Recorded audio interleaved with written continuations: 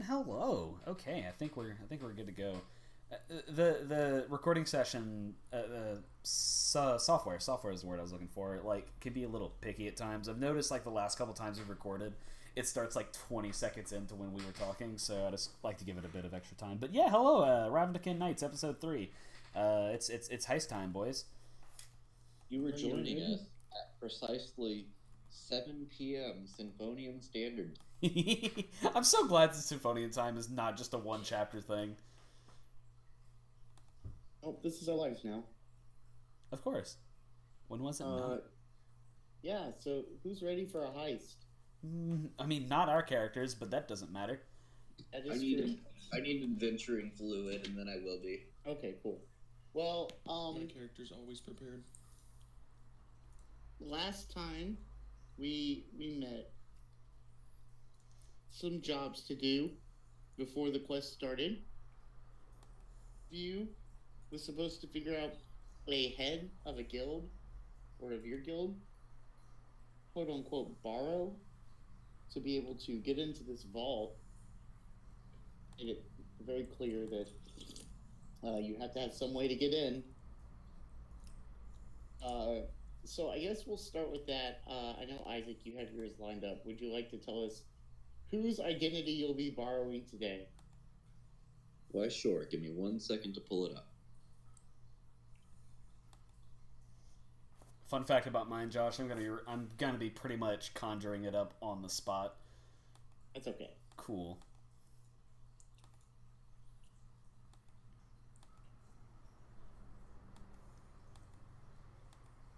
Okay, can you hear me? Mm-hmm. Okay. I had to switch back to voice activity. That way I could read it, like not push the talk at the same time. You're good, Chief. All right. So my dude is his name is Drozdahl. He was a dignitary appointed by Tristani herself. Basically, Barzer went to his voda in his conclave and gave like his whole thing, like, hey, I got some shit going. I don't really want to like be sketchy, but I don't know what else to do. And she basically said that Drozdahl was on a diplomatic mission some time ago within the last like 3, 4, 5 months, and he's been missing for a while. So he's presumed dead, but it's been kept pretty under wraps. Like, the Selesnya close to him were really the only ones that know about this. So basically, I'm just assuming the mantle of an unofficial dead dignitary. Okay. Not bad, not bad. No, I'm sorry. Yes. That was good. Tyler, do you want to go next? Sure. So Nax grew up with her buddy Dax, or Daz was it? But they weren't the only goblins that she grew up with as a little street urchin. It's just that Daz was the one that she shared a actual living situation with. But not all of her friends went off to be little criminal boys or whatever. One of her friends, a young goblin lady named let's go with Gix, Gix, went off to become a steam engineer. Working with a lot of hammers, bolting down steam vents and stuff like that for the Steamworks, basically. And goblin, chittery, hammer. It fits the disguise bit pretty damn well. Yeah, and you know how it is. Goblins are here for, they're not here for a long time, so they're here for a fun time. So correct. There's a good chance that Gates isn't even alive anymore. So fair enough. Her corpse has like just been mummified in this steamworks for the past year. We're blown to tiny bits, incinerated. Yeah, of course. The Izzy don't have time to do things like report that kind of stuff. They're very busy people, so I can see how that would work. Okay, perfect. Now, Mark, I know that you had said you wanted to use your captain. I'm gonna use whoever is the biggest guy that I can. As your DM, I thought that wasn't very story appropriate. Yeah. Whoever's the most influential person. You do happen to know someone who's quite influential in the 10th district in New Prague holding cell down near the oh yeah, that guy. the down near the marketplace. You gonna plan on impersonating Greg? Oh no! Oh You say, yeah. how am I going to plan? Yeah, how are you gonna do that? Because Alter Greg self. is a human. Okay. Fight me. Yeah, no, alter Do you self have any totally kind of works. paperwork that would prove that you are who you say you are? That's a good idea. Hold on, I'm looking right now. He's checking his inventory. I mean, it would be a pretty easy stroll down to his office to say, try to Hello. pickpocket something. I am Greg now. Hello. I mean, I do have invisibility and locate object. Okay. Well, I mean, If we want to take a retro side mission to I was gonna collect say, the credentials of Greg. I believe when we left, y'all were all leaving to get prepared and ready and stuff. So if you would like to role play this, I'm all for it. I mean, I don't mind. If you want to, we can. Yeah, let's do it. It's real simple. Go invisible. Okay. Give Well, me. after I locate the object, because I think I have to do that first. So let's see, locate object. A gimme, gimme, gimme, gimme, gimme, gimme, gimme, gimme. Life is a highway. I would say that you probably locate credentials that Greg keeps in his desk. Guys who thinks like if he keeps it at work and he keeps it locked in a desk, it's probably safest there. Dumbass. So, if you would like to feel more than free to try to stealth roll past these.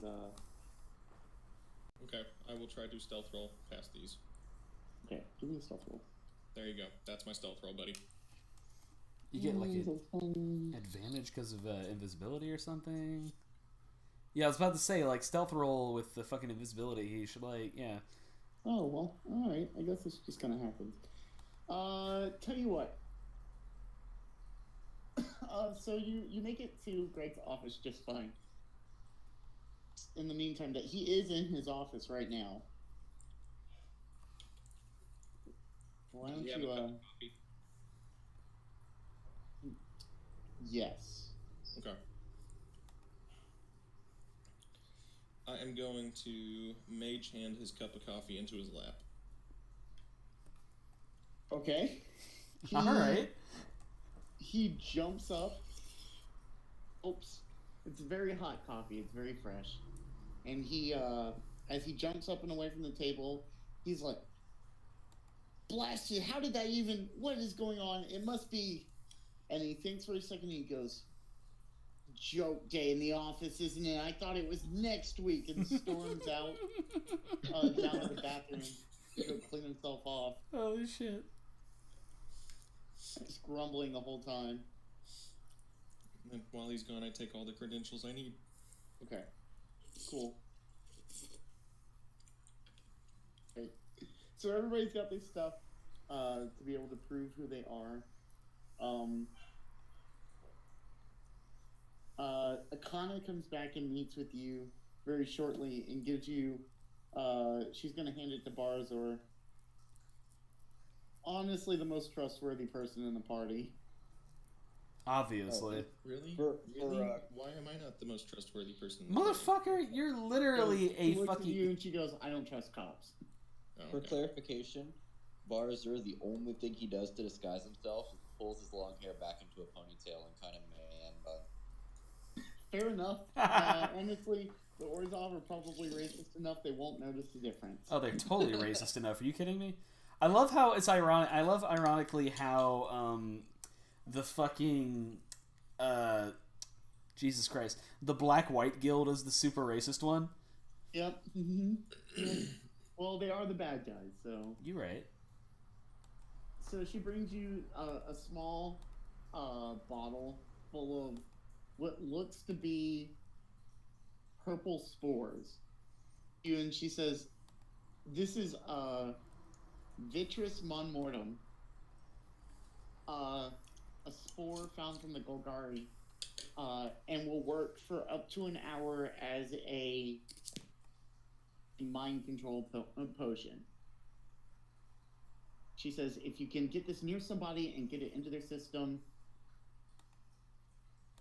all instructions for the next hour. Someone hold Nax back because she's like, I'm gonna eat that. No, she won't. I know spores and leaves and shit, so I'll take. Yeah, exactly. She says, as the Celestian, you should know how to handle this. Either of the other two with this. If you know what's safe for you. Yeet. And then she's just gonna look at you and be like, okay, everything's set up. We have your distraction so that you can get out. I'll have some men there to try to disguise you on your way out as well, so that in the commotion you can slip away. Just know you need to be ready, because they will come for you. She says, and be ready to disappear afterwards as well for a little bit. Can't have you running around, causing problems out in the street with Orzhov looking for you. Mm-hmm. Says, but if you're ready to go, we'll start tomorrow. Hey, we're always ready to go. That's what I always says. Good to know. So, is there anything else that you would like to do before we start? So, okay, I'm gonna be totes real with you here. I did not write down a lot of the details of the heist challenges. So what I'm proposing here is to ensure that we have like plenty of shit to deal with said heist challenges. Like, is there any way that akin to an entertainer's pack or a explorer's pack, can a brother get like a heist man's pack or something for like all the gold that he has? Just like in case I need like, some rubber plungers, or I need like some like. Well, Nax, didn't you go and buy some of that last week? Okay, so I did get a claw shot. Yeah. And isn't that the one that like barely works though? Yeah. It's a piece of shit. It's a piece of garbage. You bought I bought a lockpicking kit. A lockpicking kit, right? Yeah, but this is the fucking Orzhov like repository we're talking about. So I don't know. I'm just thinking like, shit, stuff like bungee cords maybe, or just generally. What I'm asking you is, I'm asking to buy narrative convenience here. Is like, oh no, it's a sheet of solid glass. Luckily, I bought a glass cutter. That I don't think there's gonna be a ton of that. All right, that's fine. I think you have what you need. What Tyler's getting at is, Josh gave us a setting and all the things that we needed, and all three of us rolled up the worst possible characters we could. Hey, the only thing wrong with Nax is that she's loud. Listen, because Nax is like, actually, if she weren't who she was, she'd be badass at this. My tag skills are athletics, sleight of hand, stealth, and animal handling. No, I think it's hilarious. Like, I'm loving it. Like, I'm not saying, like, oh, we done fucked up. But at the same time, we done fucked up. Just saying. Velkin might actually be very, very good at stealing things. Well, right, because like, what was your wizard? You were School of Invention, was it? Yeah. Okay, so you don't have like a specialization. I was gonna say, if you were a fucking like a illusion or enchantment wizard, we'd be I don't in have there. a specialization, but I've taken just about every single utility spell, and I've got 6 skill proficiencies because I took skilled. I have 3 different languages. Kidding me? All right, I'm gonna need just a few minutes. Barzur is definitely like that kid that got stuck in the van with everyone doing drugs, and he's just too quiet to say that he doesn't want to be there. Look, I dated a girl once that was like a huge stoner, and we only dated for like a month. But I was like, I didn't realize how into weed she was, and I was like still a give or take freshman in college, so I hadn't been exposed to that much weed yet. So I was still like super totally uncomfortable being around it. And so here we are walking in downtown, my hometown, next to the combined downtown city hall, right next to the police department. And she sits down in a parking lot, 17-year-old, lights a fucking joint and just like starts puffing away. And I'm like, I feel wrong. I feel scared. I just like was like just like looking around at the street corners and she's like, just chill out, and I'm like, I can't. Oh man. There's some shit about that. I don't know. It's all good, man. I feel you. I remember whenever it was like the end of the month too, where like it was kind of immediately apparent that it wasn't gonna work. I remember she was like, "Hey, I'm going to a con. I promise I'm not gonna cheat on you or anything." And I'm like, "I'm sorry." What? And that was pretty much like, all right. Yeah, that'll do it. Mm-hmm. Good place now. Let's see. Did he? Well, yeah, I know he said he was gonna be going. I'm trying to think of shit that we need to talk about before we fucking. I don't know. All right. Yeah, I'm trying to think without metagaming. Because like, Isaac is screaming like we need to figure out what we're doing, but Barazur would very much be all right, I'm here for the ride. Yeah, I feel like we're having to put a lot aside to make sure that Barazor is here. Yeah, I really like Barazur. It's just one of those things that I'm like, literally all of my other characters would fit into this campaign perfectly, and Barazur is just sticking out like. Well, I was telling Josh earlier. I was like, dude, you really should have told us like that this was going to be a heist scenario before we rolled up a cop and a fucking Zentaur, with hooves. And he's like, no, that's what makes this so great. And I'm like, man, I guess. No, it's gonna be hilarious. No, I mean it'll work, but it's just one of those things like, man. And at the same time, too, it creates a unique challenge for me. Because, like, let's be real. If I had somebody like Germong blasting through this, I'd be like, boom, expertise, boom, pick that lock, boom, run around. Like, right. Right, I got it. We can start. Okay, sick. Cool. Yeah, Isaac, I'm really glad that I said no rogues this time, because this would have been really boring with a rogue in the party. Yeah, no, I would have steamrolled this shit. I'm just saying, like, if you a little bit. If Krenko really wanted this to go well, then he should have hired a rogue. That's all I'm saying. Not a smart goblin. You're right. He's a goblin. Hey, fuck you, racist ass. I'm sorry. Barazur is gonna multi-class into rogue, and literally all he's gonna do is put like cloth over his hooves. He becomes There's a reason why we are waiting to multi-class. He becomes a swashbuckler, like the least quiet rogue. I cannot.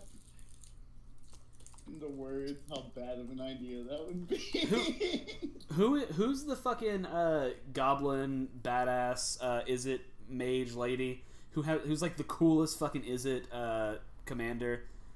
Mythics? Mizzix, yes, thank you. She's a smart goblin. Goblins can be smart.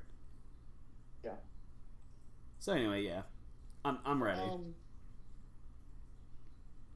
So the day the heist comes up. We wake up in the morning. Ooh, heist day. First thing in the morning. Early. People are starting to come into the bank. It's already pretty busy, but not like insanely busy, like you're never going to get through the line. What would you like to do? Wait, we're on site. We're just like... Yeah, you're just out front. You've met up. I mean... You've all donned your disguises, whatever they may be.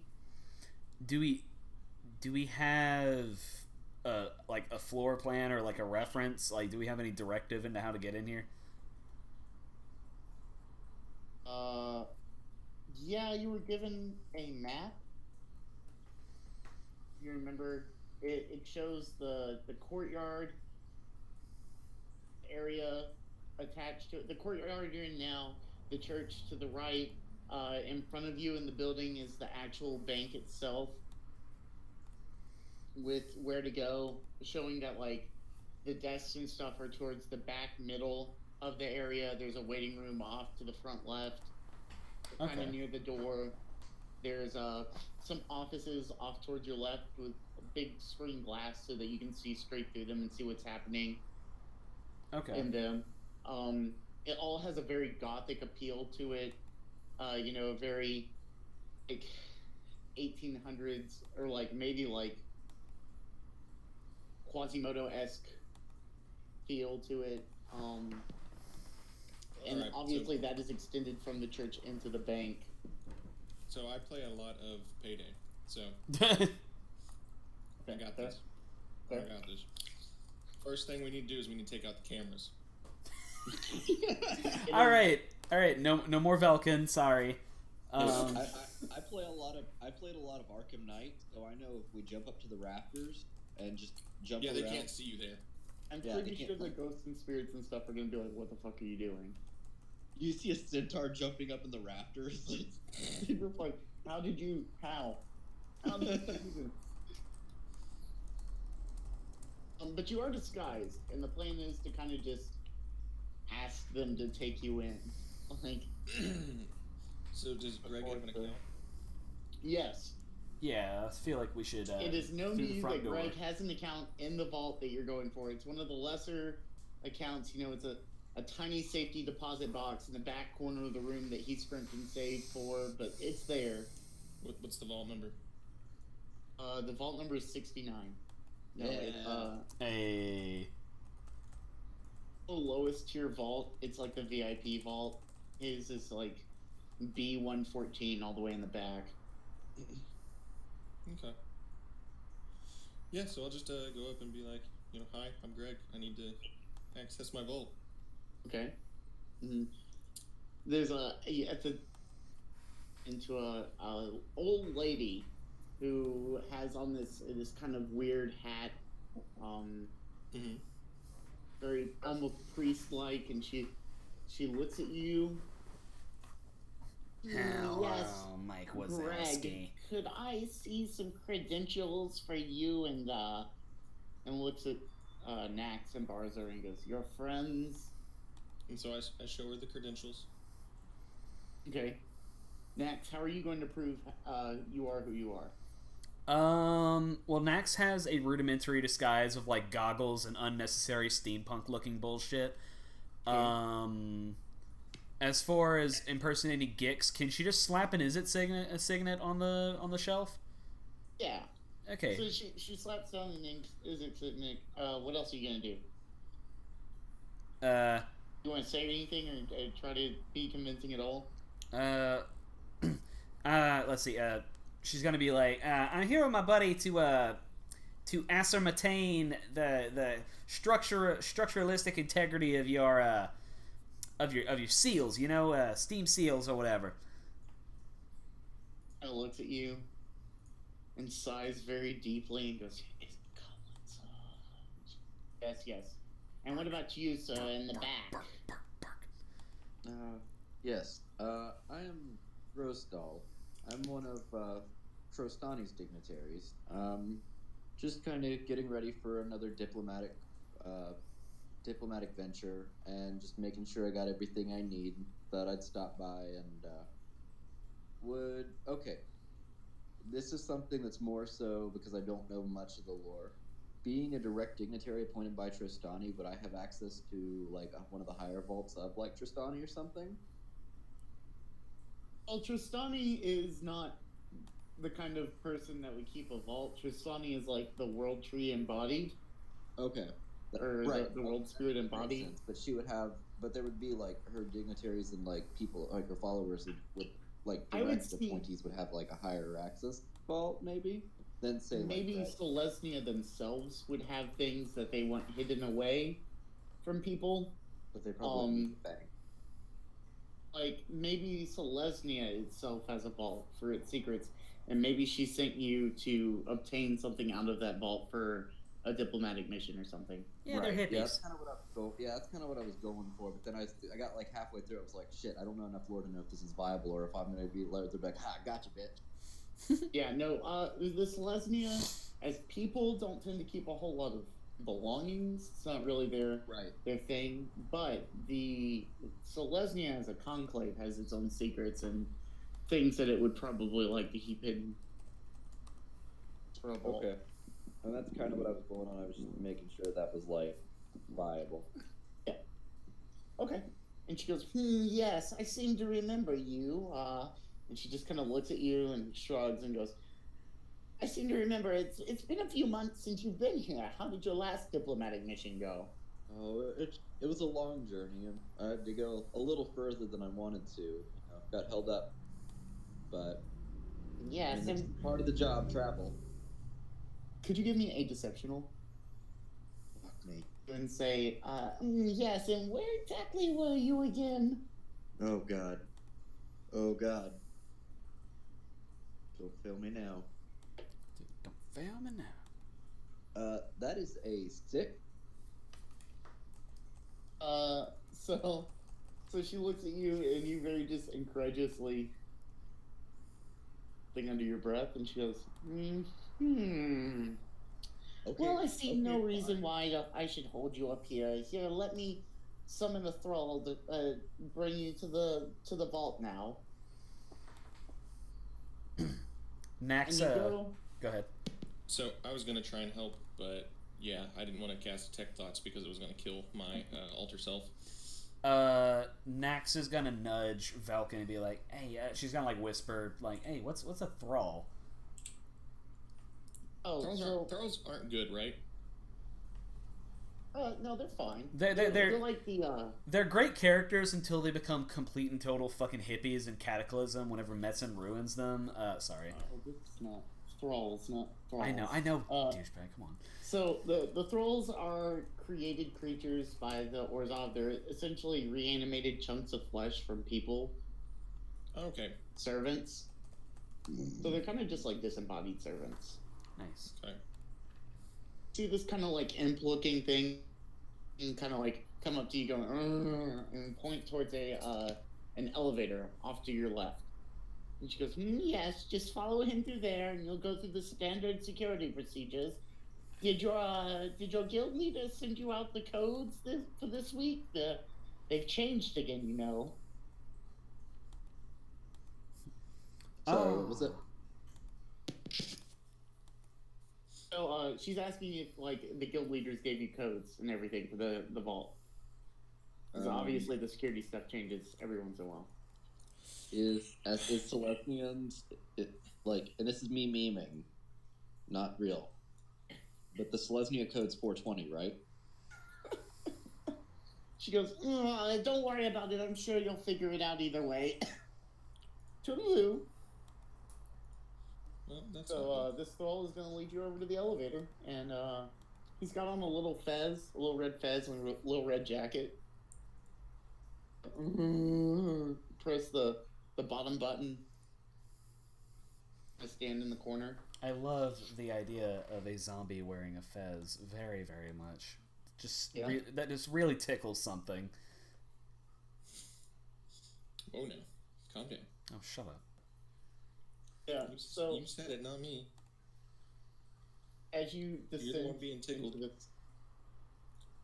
descend into this vault, the elevator actually stops part of the way down, and for the Orzhov steps on with you and goes, "Oh, I'm sorry, I didn't realize somebody was using the elevator already. You're headed down. I'll just head down with you." Okay. Starts descending downward. So, what's your name? Too bad none of us are the artificer class and can just make it smell like.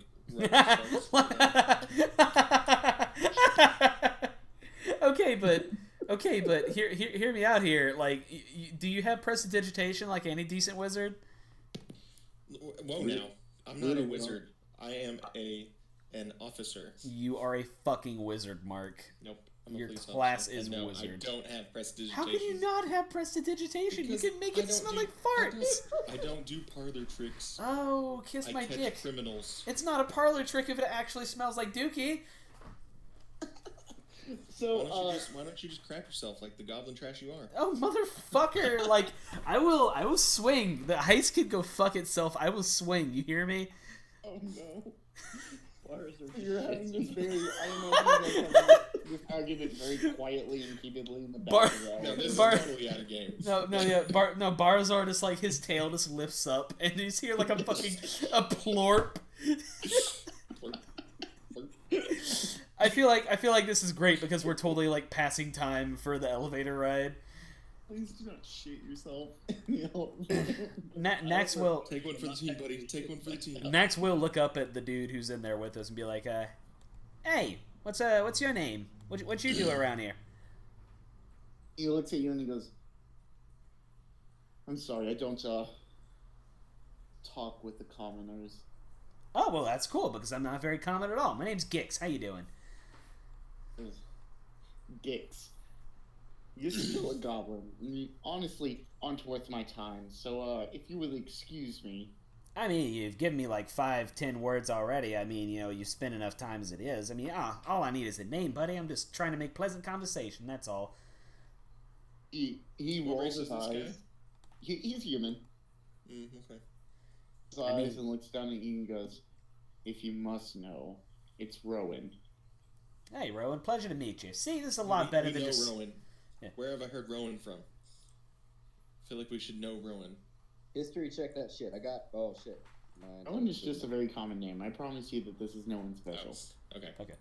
I'm just it's a lot better than just staring at the wall. Yeah. So what you do around here, bud? I'm an advocate. I count the change and force people to pay their taxes. Hey, that sounds awful. I hope you have fun with it. It's the only thing that brings me joy in life. Unlike this conversation. Well, not everyone has good taste. He turns around actually at this point and starts taking a little more interest in you and notices the not so normal makeup of this party. And goes, "Might I inquire what vault you're headed to?" Nax is not good with numbers. She's gonna look up towards maybe head up to this guy's vault over here. Points at Barazora. Yes. So, would that be the sub-level vault, or would you be heading lower? I mean, you should have some kind of idea of where you're going. Okay, so out of game, just letting everybody know right now that if freaking Nax or Barzer ends up tanking this operation, I'm totally throwing you under the bus. Like, I'm gonna make it out. That's fine. You're not. No, Okay. that's fine. Yeah, I expected that, honestly. We Just have, making sure. like I said, anytime there's been a roleplay opportunity, we're like, yeah, we're work friends. Fuck you guys, I'm going home. Nax looks at him and the Selesnya vault. I gotta get some things for a diplomatic mission. So the VIP room. Oh, I see. And he kind of looks at you and looks at Axe and looks back and goes, "Well, if you don't mind, I believe I will accompany you. Everything's on the up and up, as it were."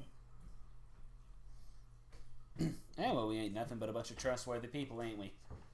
So have you been in the I'm struggling, guys. Some got in a wreck. Selesnya Yeah, there was like a vault? head-on collision down the road. Yes, I've been close enough to know what I'm looking at. Well, no, I'm just saying we tend to keep our affairs relatively private, and it's one of those things that, I mean, you're an employee, so it's not that I don't trust you. It's just the nature Pull the HIPAA card.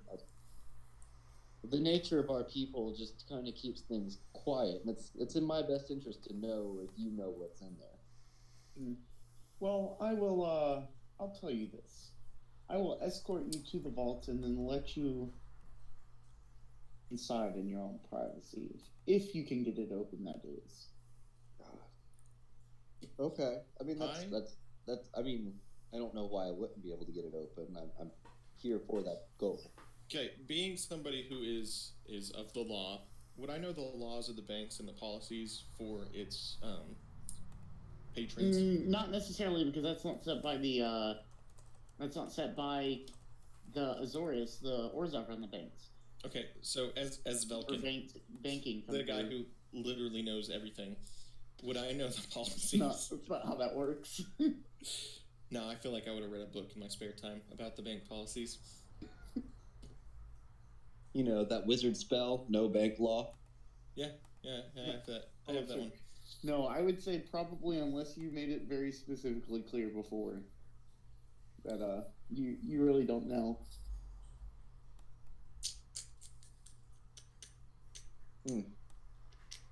Well, that sucks. I mean, it's like you said, he's an employee. He's allowed to take you at least as far as the. I was gonna pull some sort of racism policy on him. Oh well. He's human. They're Yeah. the white people of Ravnica. And Well, also, but I'm sure there's a most policy somewhere that is against racial profiling. Oh, I see. Oh, so fucking Velkin's gonna pull a Velkin, is he? He's gonna be like, hey man, you can't be racist against goblins. That's fucked up. That's not cool, man. You can't be racist against this little pink he doesn't piece trust of us green because filth. of the makeup of our party. I think he doesn't trust us because I've failed like 3 deception checks. That's probably correct. So at that point, there's a ding, and you hear the troll go, and the door creaks open. You too, buddy. You too. Usher just he kind of points out the door with his hand and gives you a little bow, Okay. indicating that this is your floor. Oh God. Ding. Try not to screw everything up, okay, Isaac? This is hard because I'm trying to play as somebody who's not a face character. Okay, so you get to the bottom. I just charisma my way through this, but obviously we've seen how that's gone. Well, you get to the room, and you notice that there's a door in front with a keyhole there. Yes, and I'm guessing that you have the key to the door. Well, I mean, What is the? Do we have the key to the door? So What does the keyhole look like?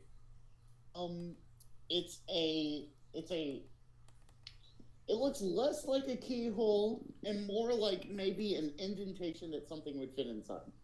You mean like my insignia? Yeah, probably I do something. that. I do that thing. I put my insignia in it. But you're taking it. Okay. So you hear a clicking sound. Yes, and the one for our guild. So, Josh, who else is around us? There is nobody else there. The door has closed to the elevator. Hey guys, if yeah. No, dog. This is what you have the barbarian for. Nax is going to jump up to him and start to put him in a sleeper hold. Okay. Give me.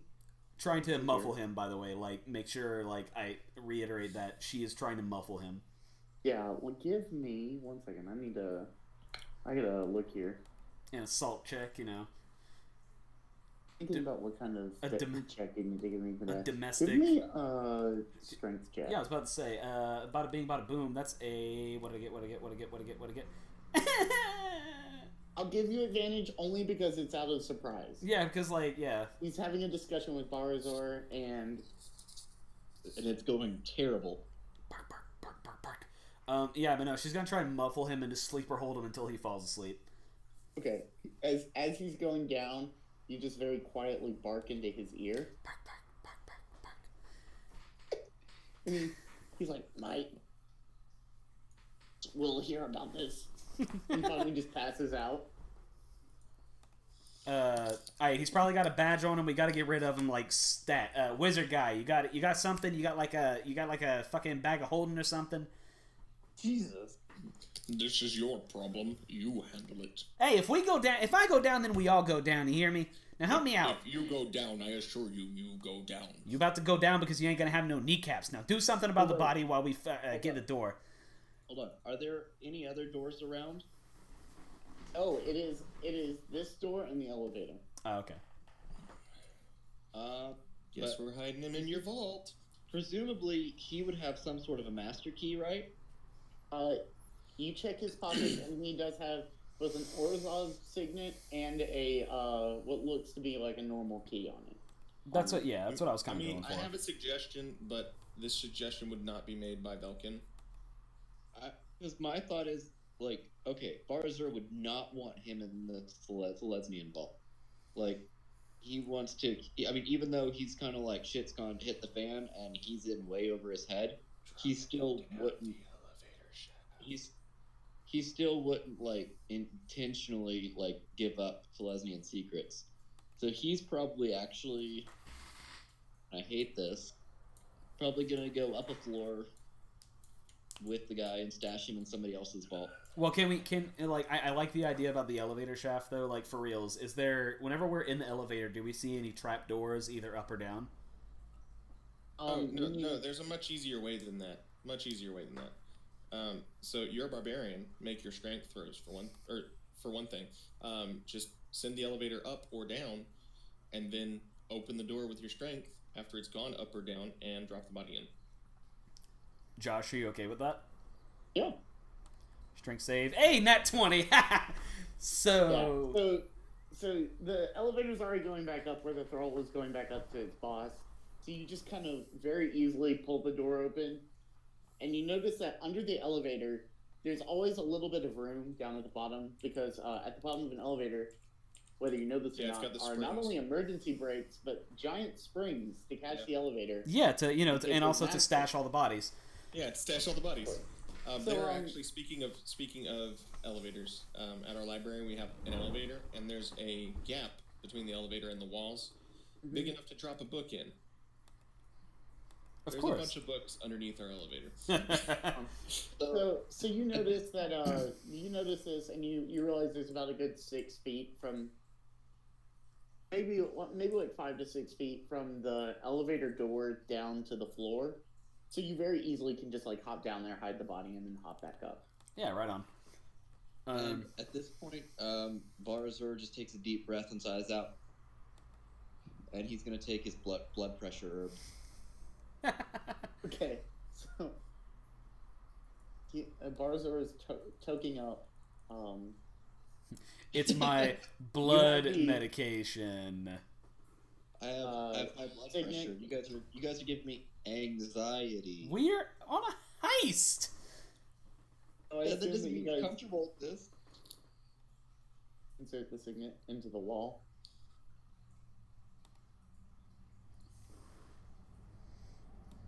Is this what we're doing? Yeah. Okay, yeah. So you insert the signet into the wall, and it kind of like the keyhole magically forms around the signet, and it starts to glow.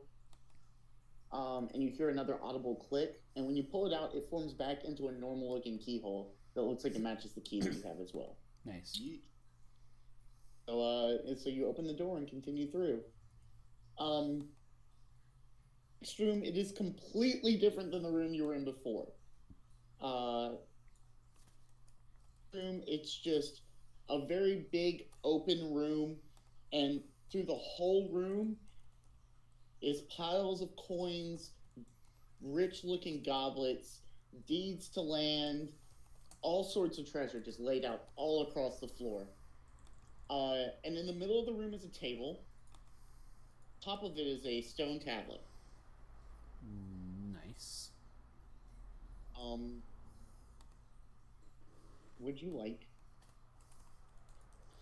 Well, I feel like we should, at the very least, kind of go over the place and try to, well, not so much figure shit out, but just like look before we leap, as it were. So would you like to give me some perception rolls? Passive perception. Yeah, I was gonna say she looks up. Is like, this is where you come in. Okay, so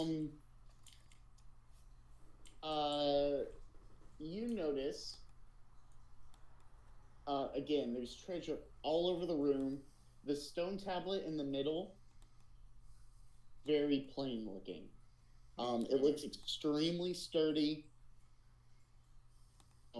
Think very old school, like Moses type tablet. Yeah.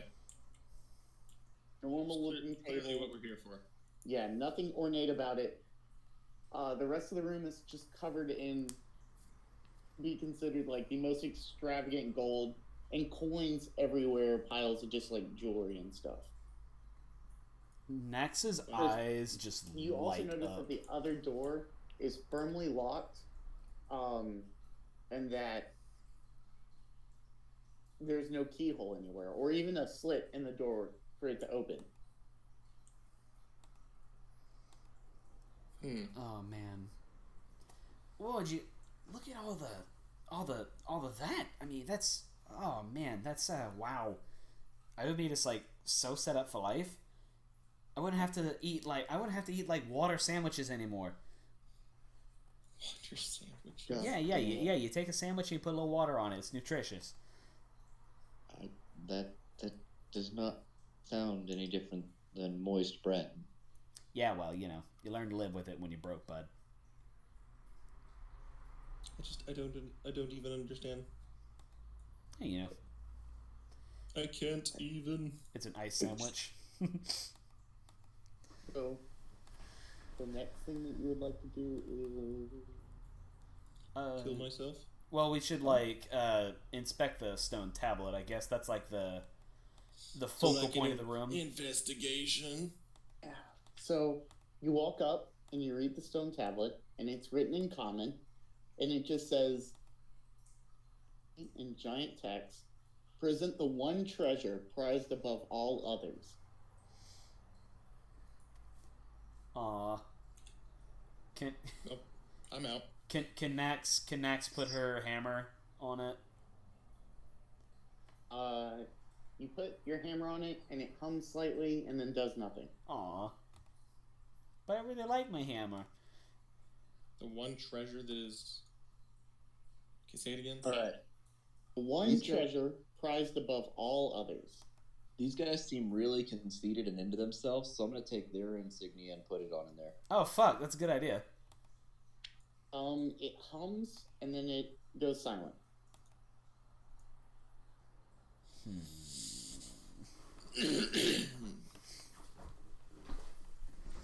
Hum de dum. Arthur picks up Vanaxa and puts. Yay! It hums a little bit louder, and then goes silent. What else is in the room? You said there's a lot of glittering jewels and gems that she's Yeah, totally. there's lots of there's treasure all over the room. She's absolutely going to at least pick up like a solid diamond or something if she can. Okay, I'd like you to roll 1d4. All right. Oh god. Oh boy. I'm sure it's like superheated or something like that. That's a 2. Okay, so you're gonna take 2 points of damage, and as you touch it and pick it up, you start coughing and hacking, and 2 coins just shoot out of your mouth on the floor. Dude, keep that. Oh, this is fantastic! You kidding me? Oh, anytime I want to go get dinner, I can just Just put it in your bag. Just put it in your bag. And move on. Well, I can get my boys like so many squeak toys with this. Oh, this is gonna be great. You actually gonna take the coin with you? Dude, fuck yeah. Are listen, is she sneezing out legal tender? Yeah. Then what's the fucking problem? She's gotta stuff it in her bag somehow. Okay. Without touching it. Again, if you'll roll 2 more d4. Well, what if she handles it with like a towel or something? I mean, she starts coughing up coins. What if it's handled with mage hand? You start coughing up coins. Fuck. Doing it fucking I mean, around. I didn't say I did it. All right. Just Maybe put I'll. it in the damn bag. Oh wait, so if it's in the bag, he's probably just gonna keep coughing coins. I mean, yeah, that's what I wanted to do is like scoop it up in a bag or something. What if we put it inside of someone and then carry them? Anyway, I think it's a lost cause. Barzer is gonna take some of his like herbs and plant life that he's been messing with for like the cure stuff and put like some of it up there, like basically his life's work. So it doesn't react to the plants, but you notice when you set it down, physically as you set it down, there's a slight rumble from the stone. Like when we Like you set it down and it rumbles and it doesn't move again. The stone tablet rumbles? Yeah, just a little bit. Interesting. What is it on again? It's just a normal stone tablet sitting on the table. Can we pick up the stone tablet? Yeah, you can. Pick it up. Okay, you pick it up. What's on the table now? Nothing. What's under the table? Nothing. Well, I guess like gold coins and stuff. Does the table move? No, the table does not move. Is it like so? It's like a pedestal to the ground, like it's a fixed. Basically. I put the stone tablet back on it. Does it do anything? So you notice when you set it down, it must be more fragile than you think it is because it chips a little at the corner, and when it chips, it shakes a lot. Barzer gets his staff out and hits it. Okay, when you hit it, the staff or the tablet shatters. And then... oh, that's probably fine. Comes from the wall and unseals the door to the next room. Hey. Huh. So confused. The answer was power. Oh, I like that. I thought it was like one of those nothing things, but okay. No, and as you open the door, all of the coins and the treasure around you disappears. Like turns to dust and then flies away. Even the special coin? Yep, it's all gone. That sucks. I was really excited about that. Yeah, let's go to the next room. So you enter the next room, and it is completely pitch black. Like cannot see anything. Even with dark vision. The goblin can't see anything. It's a magical darkness. The room is completely engulfed in darkness. Hey, like go ahead. If I use my Way of the Four Elements fire, does that create fire? It does nothing. No. Yeah. Okay. It is a magical darkness. It is completely dark in the room. Okay. Hey, not to jinx us or anything, but like I feel like us, especially us, would have tripped an alarm or something, right? Like it feel a little too easy to any of you use. So one question too about the fire. When I cast that, does the fire just not show up all, or does it show up and not cast any light outside of the fire? Yeah, it is there. It just doesn't cast any light. So we can see the fire, just nothing outside of which is the weirdest. I don't even know how to conceptualize that. No, but I get it. Literally can't see anything else. Yeah. I guess you can't see it because it can't cast light. Yeah, no, I was just making sure that like it wasn't affecting it was only affecting like magical visibility and not like magical effect. Mm-hmm. Yeah, it's still there, and like it's there because the magic is still happening. Okay. And like whatever magical drain there is, you can feel it. You can't conceptualize you can't see it, I guess. Okay. So it's completely pitch black, and as the door shuts behind you, and as the door shuts, there is a giant spotlight shines down in the center of the room, revealing a giant scale. One side of the scale is weighed completely to the floor with large steel weights. Give me just a second. My mother just started calling me. There's so many like steel's heavier than feathers jokes. Let me ask you something. What's heavier, a kilogram of steel or a kilogram of feathers? That's right, a kilogram of steel, because steel's heavier than feathers. God damn it. So I found like this the dude who I made the unfortunate realization just now while I was looking up the rest of his works that the guy who did the art that I used for Vanaxa, he draws a lot of porn. But like none of the little goblin girl, but what he did make was this. And I'm like, oh, that's cute. Yeah, but no, he's a straight up a pinup artist. So like, and like, hey, it's porn and everything, but also it's pretty well fucking drawn. So like, shout out to Ronin dude if you guys like want to get your rocks off or something. I don't fucking know. It's good art. I just didn't expect there to be. We have now endorsed porn on this stream. Goddamn right. It's not official. I never got an official confirmation from the PMASGN. So I mean, fuck it. God, no, it's. I mean, we're on Twitch, right? Yeah. What are the Twitch rules on endorsing porn? Oh, who gives it, dude? Like fucking, there are chicks who like literally strip down while they stream. It's fine. Just making sure. I literally I only look at it for the articles. I look at it for like I was curious because like, oh, you know, the goblin thing was really read it cute. for the stories. I was like, it was really cute because like, you know, he had the little goblin thing and then he drew like a halfling warrior and she's got like a little cleaver and everything and it's really fucking cute. But also there was just like, oh, there's a lot of titty here, a lot more titty than I was expecting. Okay, sorry about that. My Yeah, parents are on their way home, and we had to figure out making them dinner. Yeah, you're My good, sister's Chief. going to do it, so... Okay, you're good. Oh, God. I'm surprised that we were able to do tonight at all. So I mean, whatever. Yeah, no, it's fine. It's spring break, dude. We can do tonight. You're right. Oh yeah, because you went home for spring break, didn't you? No, So it's today fine. and tomorrow, and then... Talk about porn while you were gone. Yeah, we did. Okay, that's cool. Yeah, I'll tell you about it missed later. You'll have to catch me up later, okay? Yeah, I'll tell you about it later. It's fine. Nah, you missed it, bro. Just get over it. Basically, Tyler gave his seal of approval for like his top favorite porn site. Yep, basically. Okay, cool. He totally endorsed porn. Okay, sweet. Alright, so you enter this room, magically dark. Showing behind you, a giant spotlight opens up on this giant golden scale. Scale is completely weighed down with what looks like giant steel blocks. Okay. The scale is all the way up next to a staircase. The scale, there are giant spikes pointing out of the scale. Well, The staircase kind of goes up above the spikes.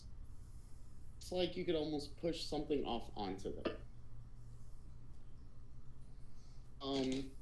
And in front of it,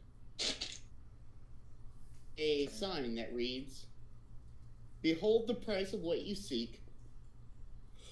The scales."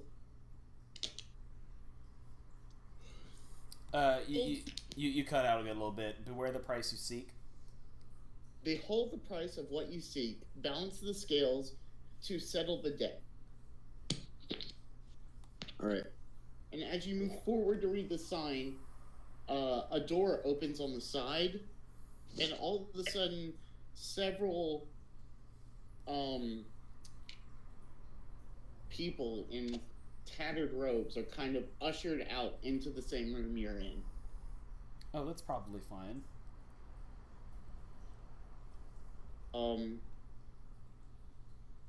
What do you do?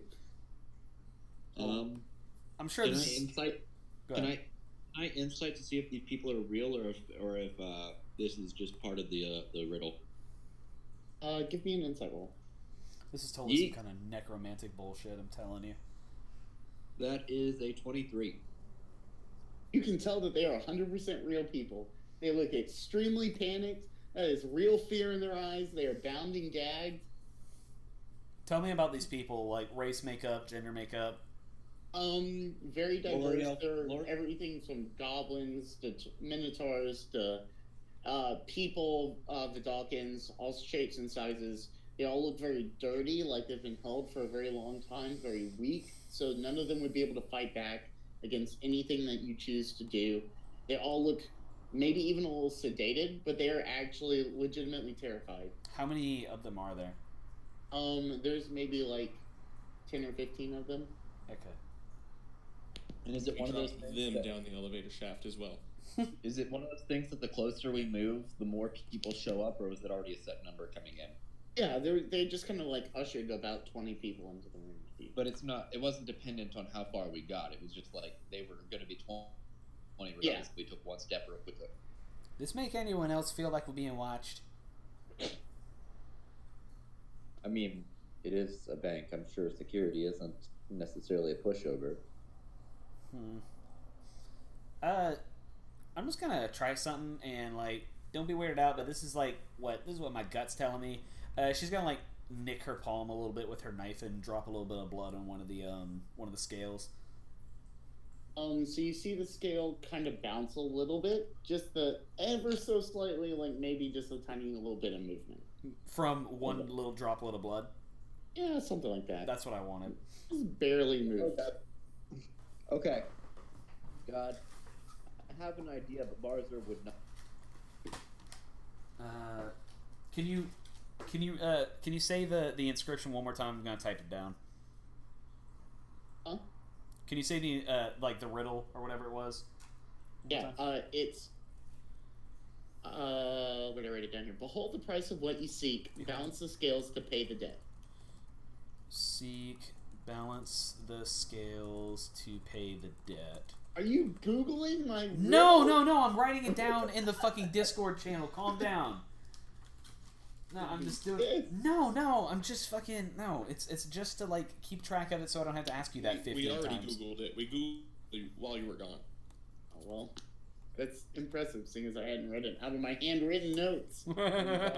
We looked at your handwritten notes while you were gone.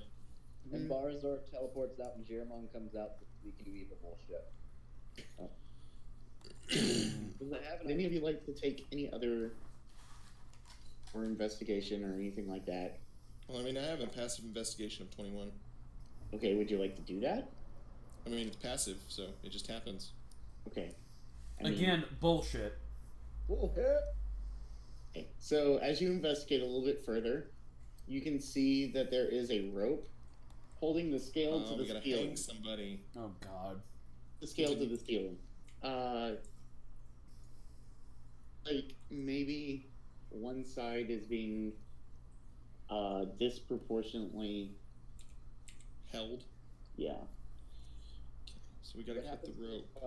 What happens if I jump up on the You jump on the scale? yeah? You get it's on the impaled by the little spikes? scale. Scale. Big scale. It is a big scale. Yeah, I jump Spikes on on. the side that's up in the air. Yeah, that's the side I want to be on. You want to jump on the spikes? Oh shit, spikes. Yeah. Did you God, completely miss the description of the scale? I can repeat it. No, that's the only part I missed. God, yeah, I think I know what I need to do, but Barzor wouldn't do it. Yeah, I know he wouldn't. Yeah. I just want to let you know, Isaac. I know what it is too. Way before you decided to make Barazor. This was the first room that I made. I know what's Yeah. supposed to happen. It's just the only person that would do it would be Nax. Hey, not exactly. Like, look. Hey, listen. I've robbed a mook before, but I've never robbed a mook that didn't deserve it. Now, like, I don't know who these people are, but they're not little nobly types. They're not like, spit on you when they walk across you by the street types. I'm not gonna hang nobodies. Like, nah, that's not me. Worse than that. All right, so we're not robbing a bank today. I mean, We turn around and go home. man, what does this remind hey. you of? Yep. If I wasn't playing Vulcan, I would totally just kill somebody. Yeah, no, if I had Jeramon, we'd be through this room. If we had any of our people from Candlestick. Hey, okay, all right, hang on, listen, okay, Nax is all about sticking it to people who deserve it, and let's just, have we tried talking to these people? Like, why don't we just try doing that? Like, maybe they know something. Oh, never mind, you're good. Nax is going to approach, you said it's like all races, right? Yeah. Let's talk to the guy who's a human, if we've got a human in this group. Yeah, there's a human female, blonde, maybe in her 30s. Let's let them make the choice. But Hey. remember, they're bounding gagged magically. Oh, like, I was gonna say, so bound and gag, like, we can't remove it. Yeah, you're not going to be able to remove it. Alright, So there's no way of communicating with them, period. well, I mean, hold on now. Nax taps her on the shoulder and she's like, hey, Toots, hey, you with the She pretty... turns on very panicked and looks at you and gets real wide-eyed. No, listen, you with the pretty eyes, stop it. Just, I need you to answer, like, with nods and head shakes and stuff. Do you know anything about what the room's design is all about? Like, you know what the deal with the scales is? Have you done this before? She looks at it and she looks at you and she starts shaking her head furiously and trying to back away from the spikes. Okay, hold on. We're not gonna put you on the spikes, all right? Now, do you know anything else about all the other people who were here with you? She nods yes. Okay. So, we're gonna put together here's what I like to call as a congress, all right? Now, if I ask you about each and every one of you guys, we'll figure out which one of yous is a chump, and which one of yous is just an innocent Joe who don't deserve no part in this. You feel me? She looks at you, kind of still very confused, and very slowly nods her head. Okay, so we've got yeses. He's asking if there's any criminal or bad or wrongdoers in this bunch. Yeah, jackasses, basically. She looks around. She's like, she kind of like shrugs her shoulders. So we've got yeses and nos from these people. We're gonna have to figure out, like, maybe how to ask them certain things to decide if any of these people are douchebags. Because, by the way, like, I have to reiterate, Nax would burn this bank down if she had the opportunity. She would absolutely burn this bank down. She's gonna look at the human again, the pretty human lady, and she's gonna be like, any of these broads with the Orzhov at all? She looks around. She kind of shrugs. I'm gonna try to proceed probably more of investigation, or even insight. Insight would be great for me if you want to lean that way. Basically, I want to try to tell if any of the prisoners look out of place. Like if they look a little more at ease, a little extra like terrified. Like if any of them are like any polar end of emotion or display. That's defo insight, yeah.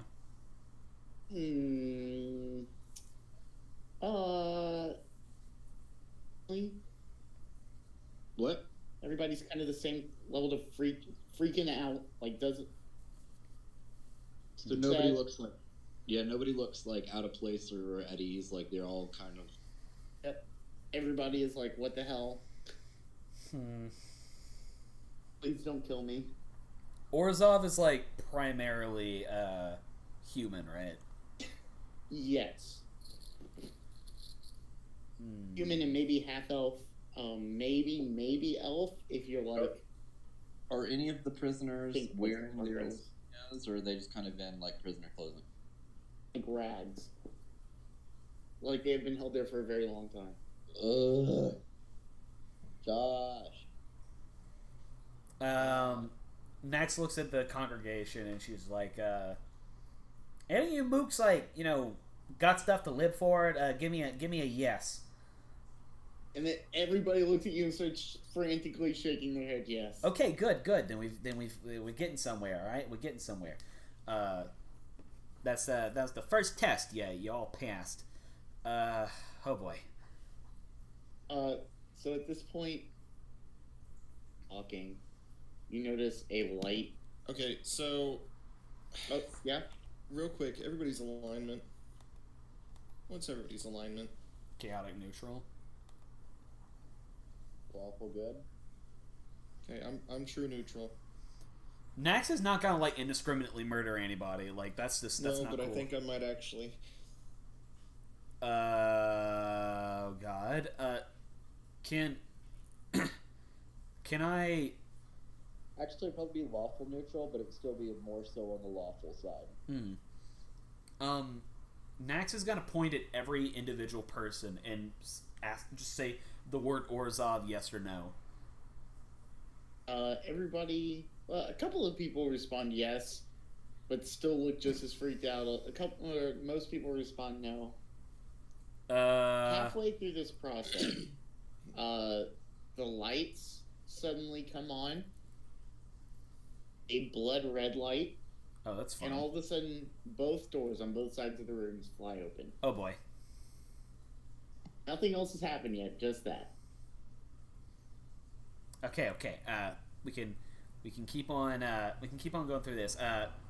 Orzov boys, hey, rich kids, let's no stabbies, just need a little pricky of blood. That's all. Just want to do some testings. That's all.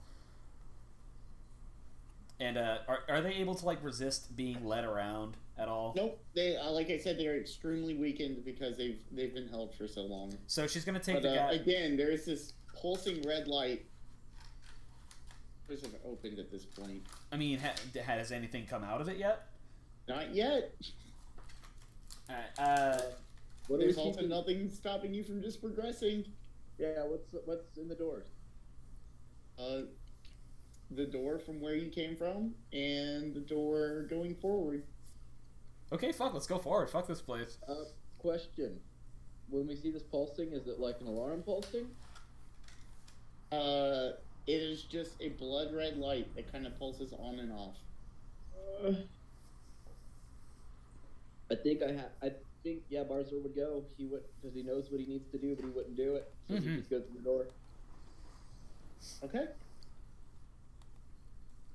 Mark, is your character going to follow? Later, Toots. Cautiously. Okay. You continue to the door, and the door slams shut behind you. And we're all dead. No, you're in the next room.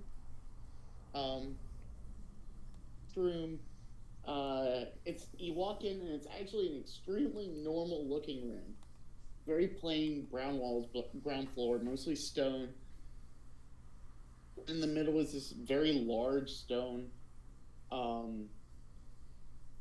What's not normal about the room is the thing that is very ornately draped across the throne. Is a what draped ornately across the throne? It is draped across the throne. And as you walk in, it sits up and looks at you and goes, "Welcome, guest. It has been a while since I've had any company. Come in closer." And in front of you, you see a giant sphinx. Oh, fuck. Oh, crap. It's not a Spiria, is it?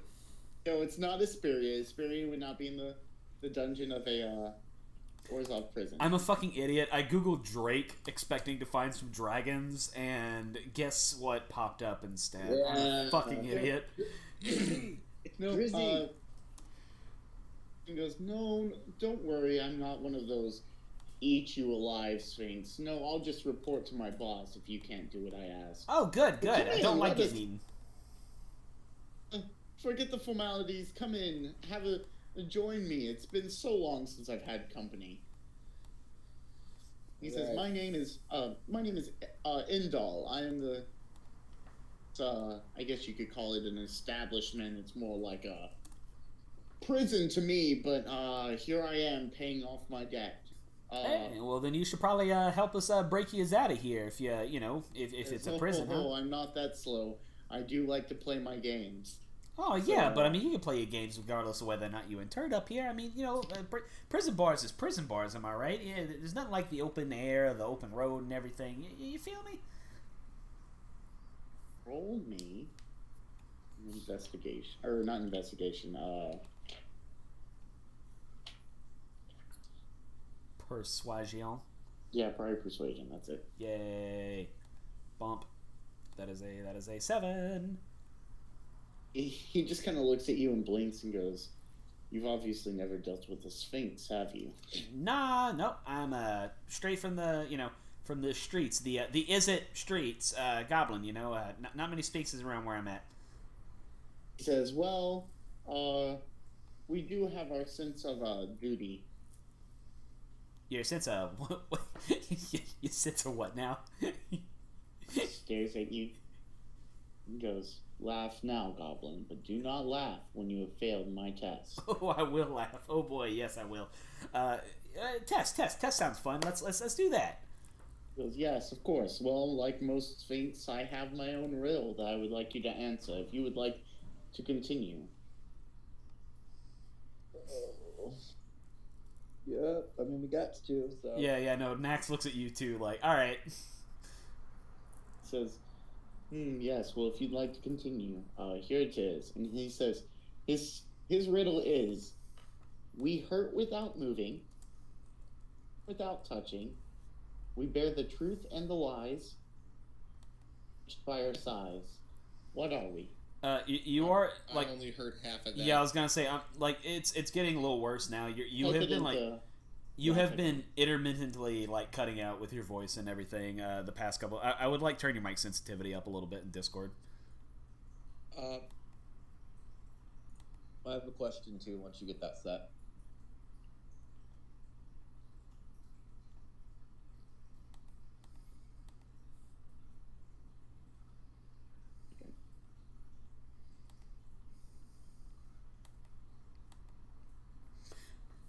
I heard we are not to be judged by our size, which makes Nax think goblins, but you know. Better. You'll have to give me like a full sentence to be able to tell all the way, but It's we hurt without moving, we poison without touching. The lies.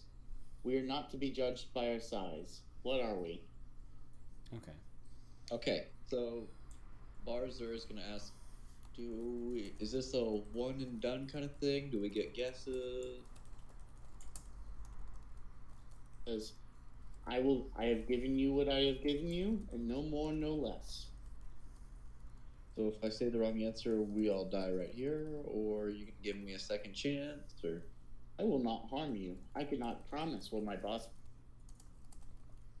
okay. Repeat it one more time. Sorry. I'm Or is typing it in it. Give me a chat? second. It's in the Oh, chat. okay. Oh, damn It'll it. be in chat. We hurt without moving. Goblins can throw stuff. No, I'm kidding. We hurt without moving. And of course, Fair Sphinx. We can convey amongst our friends without it's, or is it one of those things that if we actually Usually the verbalize it, answer's you think that's the answer? lies,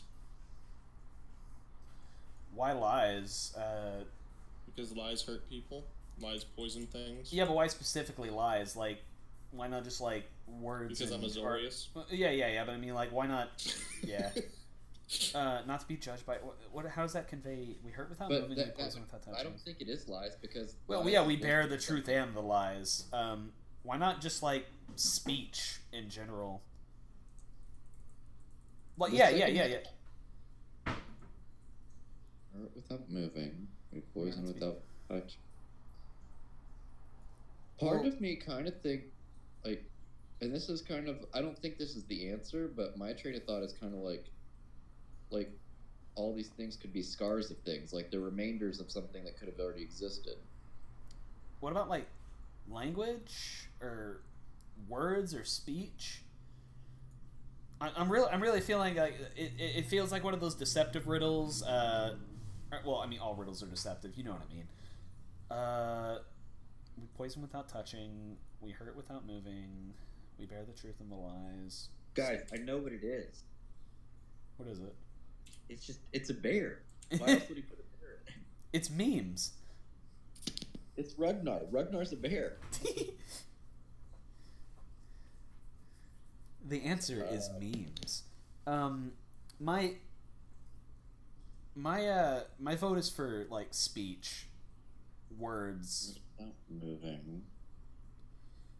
We hurt without moving. You can hurt But someone how- with your words.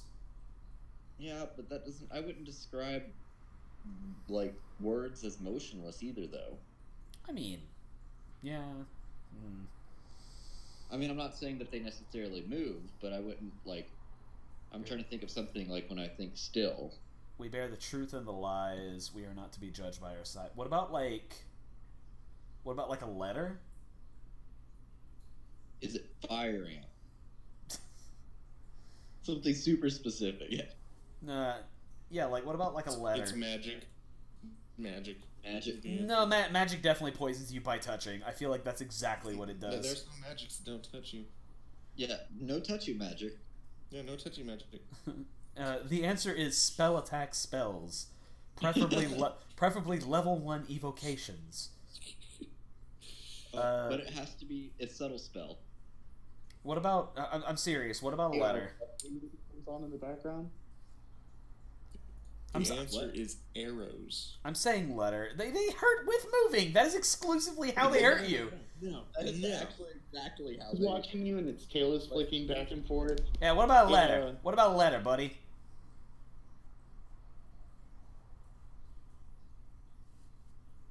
I don't like the silence here. That's not great. I'm pretty sure words was the correct answer. Oh, whatever. It looks at Nax's first answer and just blinked. Velkin and goes,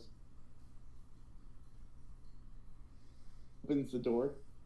Yeah, you're still cutting out a whole lot. None of that. We're getting like. Knack. Let me Yeah. let me try doing the thing where we migrate the server or whatever the fuck and see if that helps anything. Do the thing. I will do the thing if you give me a goddamn second. The thing. Server settings. You're so mean to me. I love you. That's why it's hard love, you know. Rude. U.S. Central So rude. brace for server change. Okay, go ahead and say again. Oh, no, yes, no. Let me switch to my phone as well. Let me see if that helps. Hey, you I'll know. be right. Oh god. He's dead. I can't believe Josh is fucking dead. All right, he's gone. I'll take over, guys. All right, woo. Attack And then helicopters the for Sphinx everyone. says, Can you hear me now? here are some attack helicopters, and everybody gets a free wish Excuse set. me. Get that shit out of here. we should have Can you hear been. me now? We had to move on. We should have been the order of the attack helicopter at this point, my man. Like God. No. Anyway, Yeah. He looks at Nax and just blinks. But when Velkin says what he said, he looks at him and goes, "You are correct." hey, I was close. Kind of turns around and the door opens in the back and he goes, "It was so wonderful to meet you. Please come by and play with me again." Yeah, sure thing, And he buddy. flicks a paw at you kind of playfully, and his tail twitches. And he purrs a little. And then you go to the next room. I can't decide if Nax would like cats or not. Why is that even relevant at the moment? Sphinx? Are not cats. They're They're lions. they're Sphinx like what are lions if not big cats? They're lions with wings. Oh, they are felines, you dick. So the next room opens and you walk in, and in that room, it's just a very long hallway. Nice. And at the very end of the very long hallway is a very ordinary-looking door. And on it is a hole in the middle of the door that just looks like the Orzhov signet.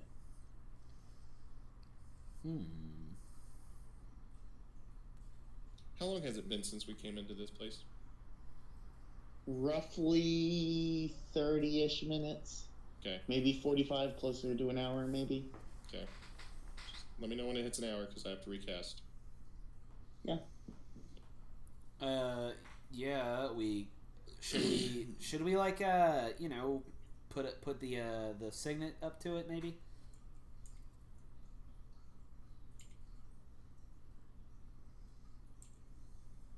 Like anyone? Yeah. Up to you. All right, well, fucking Yeah. plop it up So there. next, Nax yeah, feels like Nax she has to ask inserts for permission for this this- kind of shit with Falcon. So just Nax like, inserts the signet, and it immediately locks into the door and starts glowing. And at that point, the door opens, and then behind it, you can see a giant room. In this room are very, very, very many PO box looking things of various sizes. man, talk about a pain in the ass to check your mail, huh? And in Do I between get- each of the fancy PO boxes is a door adorned with a different guild crest. Oh Christ! Do I get real life advantage for working with PO boxes? Only on the ordering system of how PO boxes works. Which good luck, because I don't know how that works. So we're just guessing at this point. Gotcha. But yeah, you see in this room there are these giant ornate doors with the guild symbols on them, along with a bunch of PO boxes between them. And then in the middle of the room is a pedestal with a glass case on top of it, and inside of the glass case is a giant, or not giant, but a normal sized scroll of paper. Think of like the Elder Scroll. Like, very fancy looking, very old looking maybe. Has been there for what appears to be for a while. Is it open or is it closed up? No, it is. It is enclosed. It is there, and under it on a rack is a tube for like holding it, I guess. Partially to fuck you over, and partially to say how shitty the organization I work for is. I'm gonna You work for the Go ahead. I'm gonna find like the nicest looking PO box. Whichever one that is. Yeah. I'm sorry. What did you say? It dropped out again. I'm gonna look for like a really one of the nicer looking, like well kept PO boxes. Okay. And right. because you said I have advantage on how PO boxes work, this is true story. If you take something like a broom, or in my case, a quarterstaff, and bang at the lock directly on the mechanism, you could bust it out. Oh my god. Because that's how we change locks that we can't find keys for. Duly fucking noted. Bullshit. I will reward you for it. I love that it's like, to tell you how bullshit the organization I work for, and I'm like, you work for the U.S. government, and I appreciate that insinuation. So you open it up, and inside you find. Let me think. We didn't even see which guild we were busting open. Nope, you just open a random lock. So you open it up, and it kind of magically extends further than it really should, out. And inside is a very intricately inlaid staff with what looks like the Selesnya sigil buried into the top of it, like maybe carved into the top. Oh fuck yeah! I would like to point out that the Azorius box, whichever one that is, I want to make sure that I use my insignia on or whatever instead of the door. Yeah. So you want to try to enter the try to enter the Azorius room? The Azorius. You said there's different boxes, right? Yeah, there's like a bunch of PO boxes around. I'm assuming that So what you notice is that towards the very back of the room, there's a very tiny PO box that's titled B114. Yes. And you open it, and then inside are a bunch of Greg's personal items. There's like a picture of his grandparents, like framed from like a really long time ago. There's like a small bond that he's had maturing since he was like 8. It'd be a shame if that was gone. There's like, and then like in the back you find a locket, a actual Azorius locket that's been passed down through his family and is fairly rare now. That you could probably use as a magical focus. Yeah. What's that staff do, bro? The staff is a +1 staff. Fucking open up the Is It one.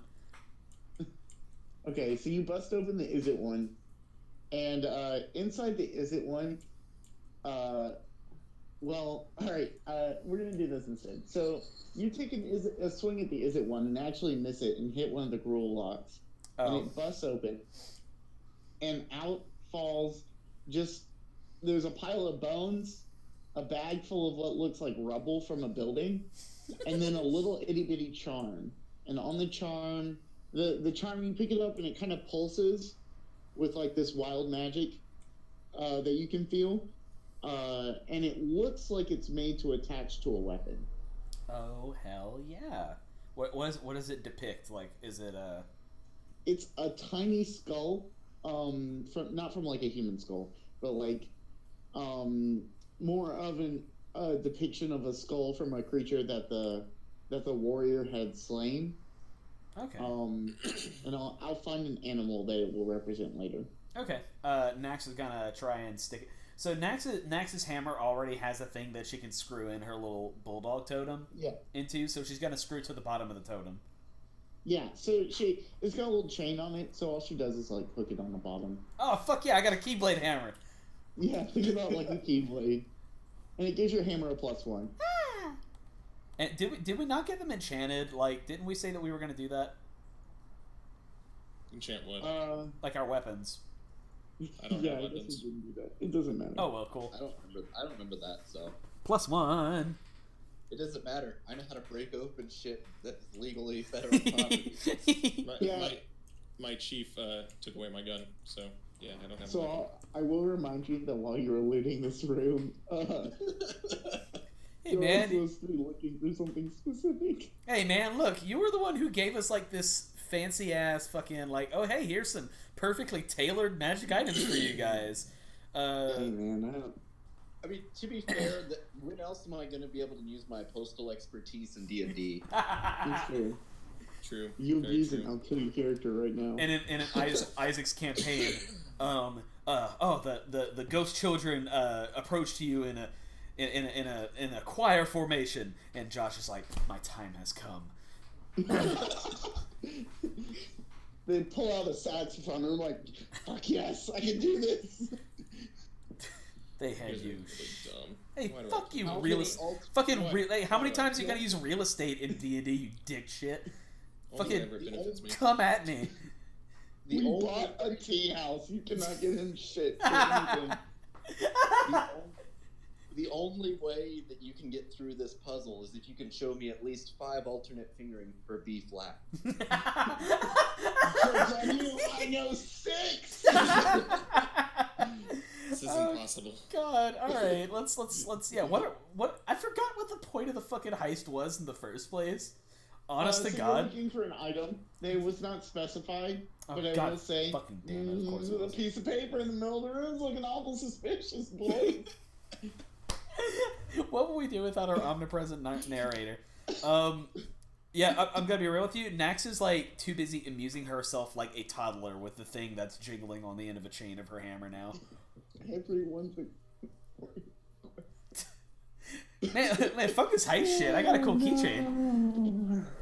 Oh no. So, while you're goofing around with that, all of a sudden the door slams shut. Oh, hey, that's probably not The good. same red light that came on in the second room comes on here. You know, I'm thinking we may be in trouble.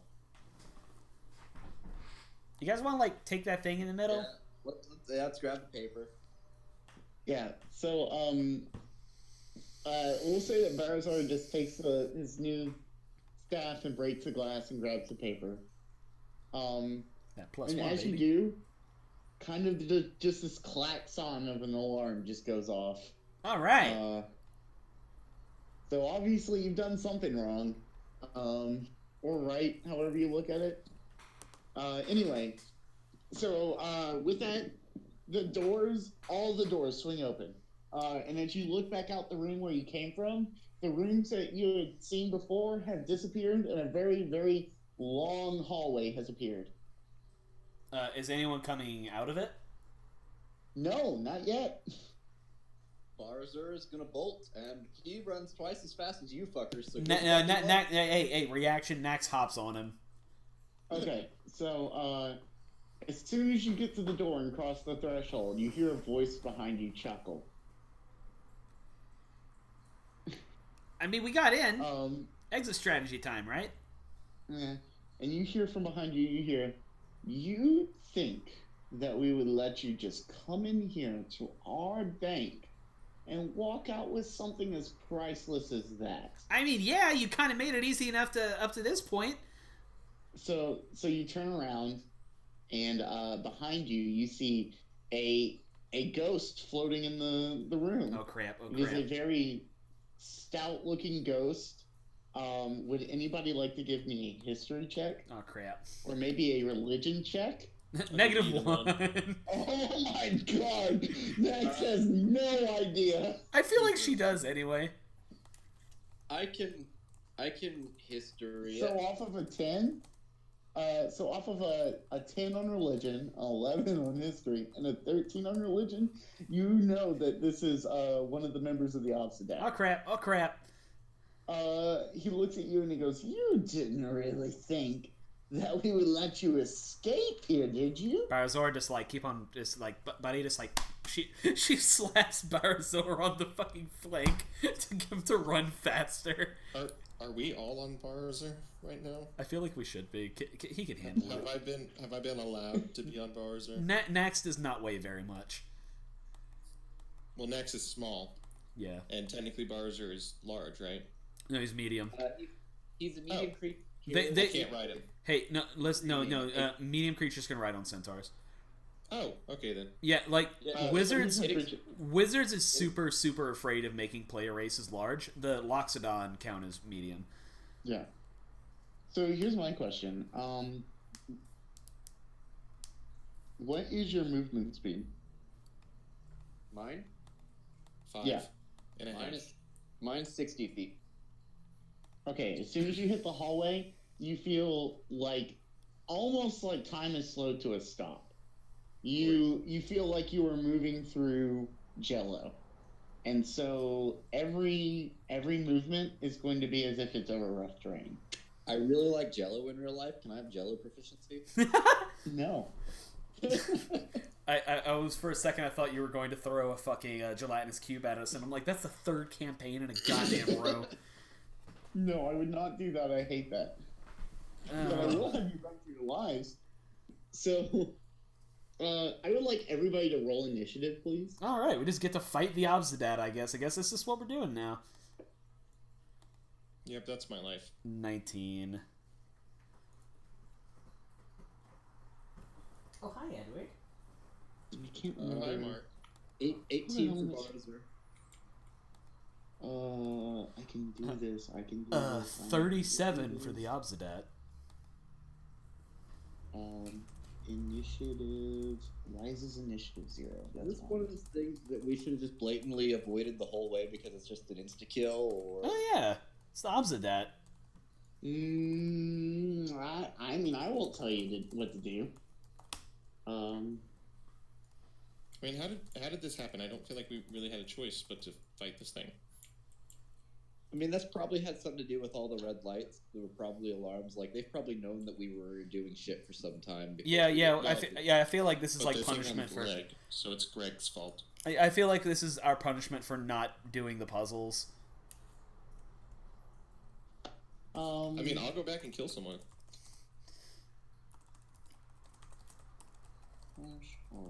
We look at him and be like, hey, hold on. Just kidding. We're gonna go kill people so we don't have to fight you. Bro, it's chill. We're fine. So Tyler got a 19, Mark got a 9. What'd you get, Isaac? 18. Okay, so it's gonna be Tyler, then Isaac, then the Obsidat, then Mark. I really wish that my hammer was like a returning hammer. Oh, that would be so great right now. I mean, Nax is not gonna get off of Barazor, like, because even if we're moving it rough terrain, are you not affected by rough terrain by being mobile? This will affect him. This will affect him anyway. It's magical. Okay, It's not, all right. He's moving as if it's rough terrain. I can buy that.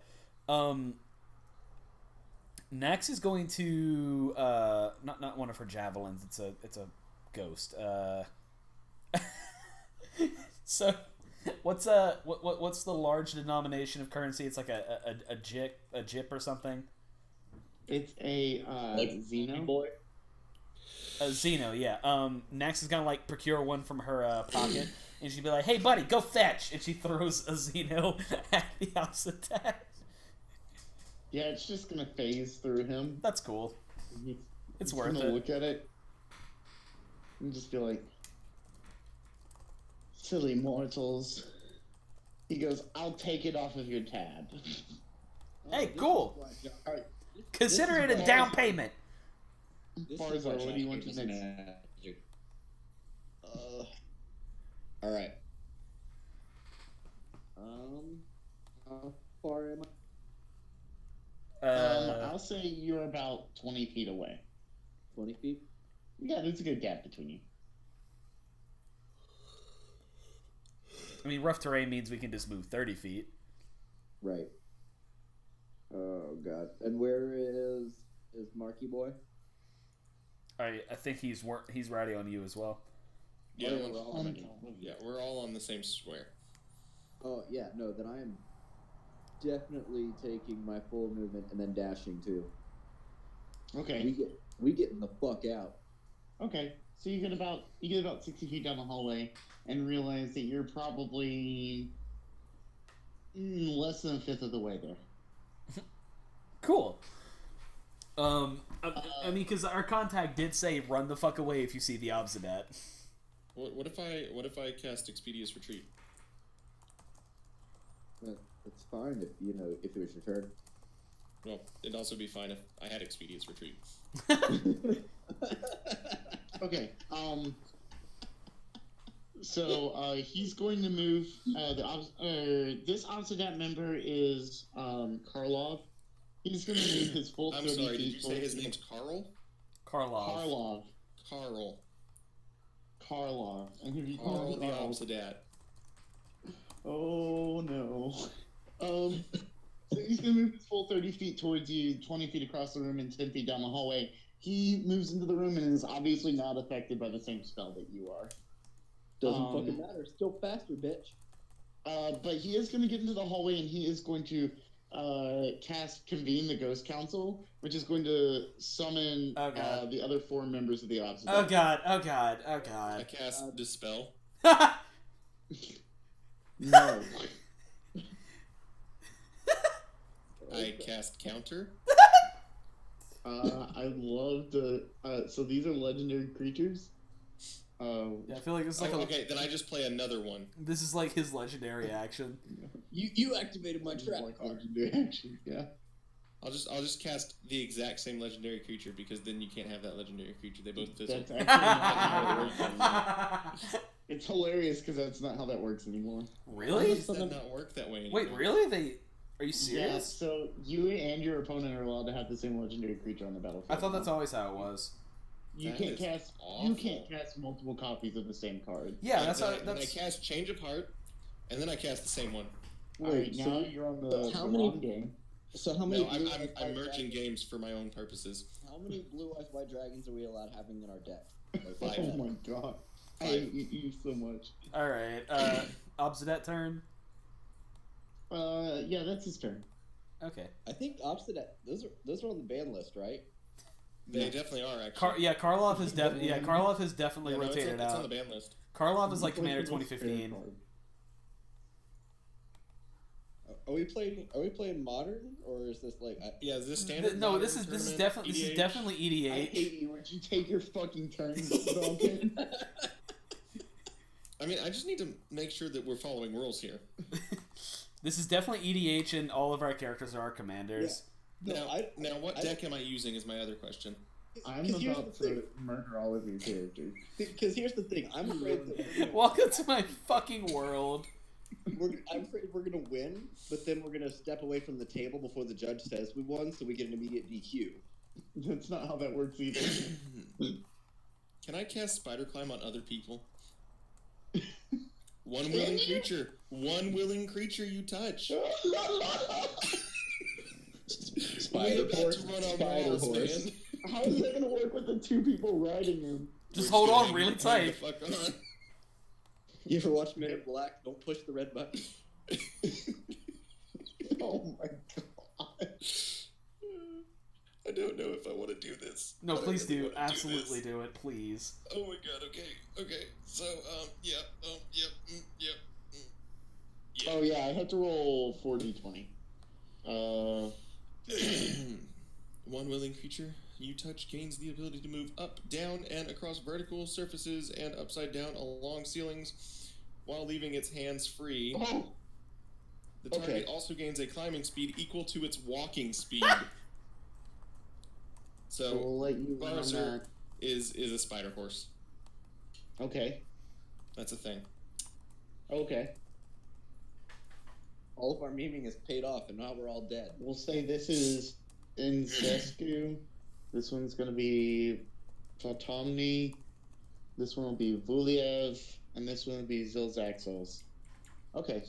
Now that my everybody's rolled initiative and they're all here, welcome to the party, boys.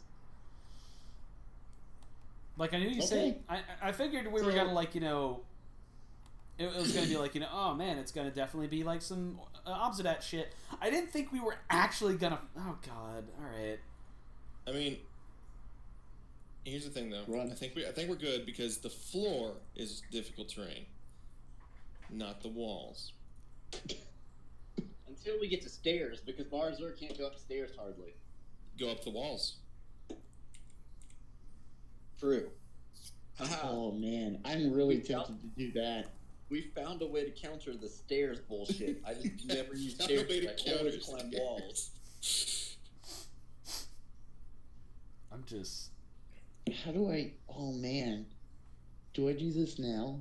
That's I don't think terrible. you have enough. There's not enough mana. Okay, at the end of your turn, they're gonna take one of their legendary actions. Oh god. That's wonderful. I love I'm gonna- legendary actions. I'm gonna do some land burn. I'm gonna burn some of your land. It's done. All right, We don't have in anything.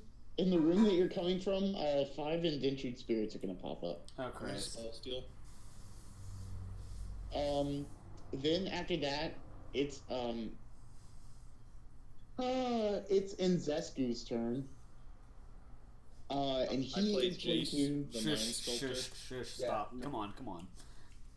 he is going to cast a Ray of Enfeeblement on Barzor.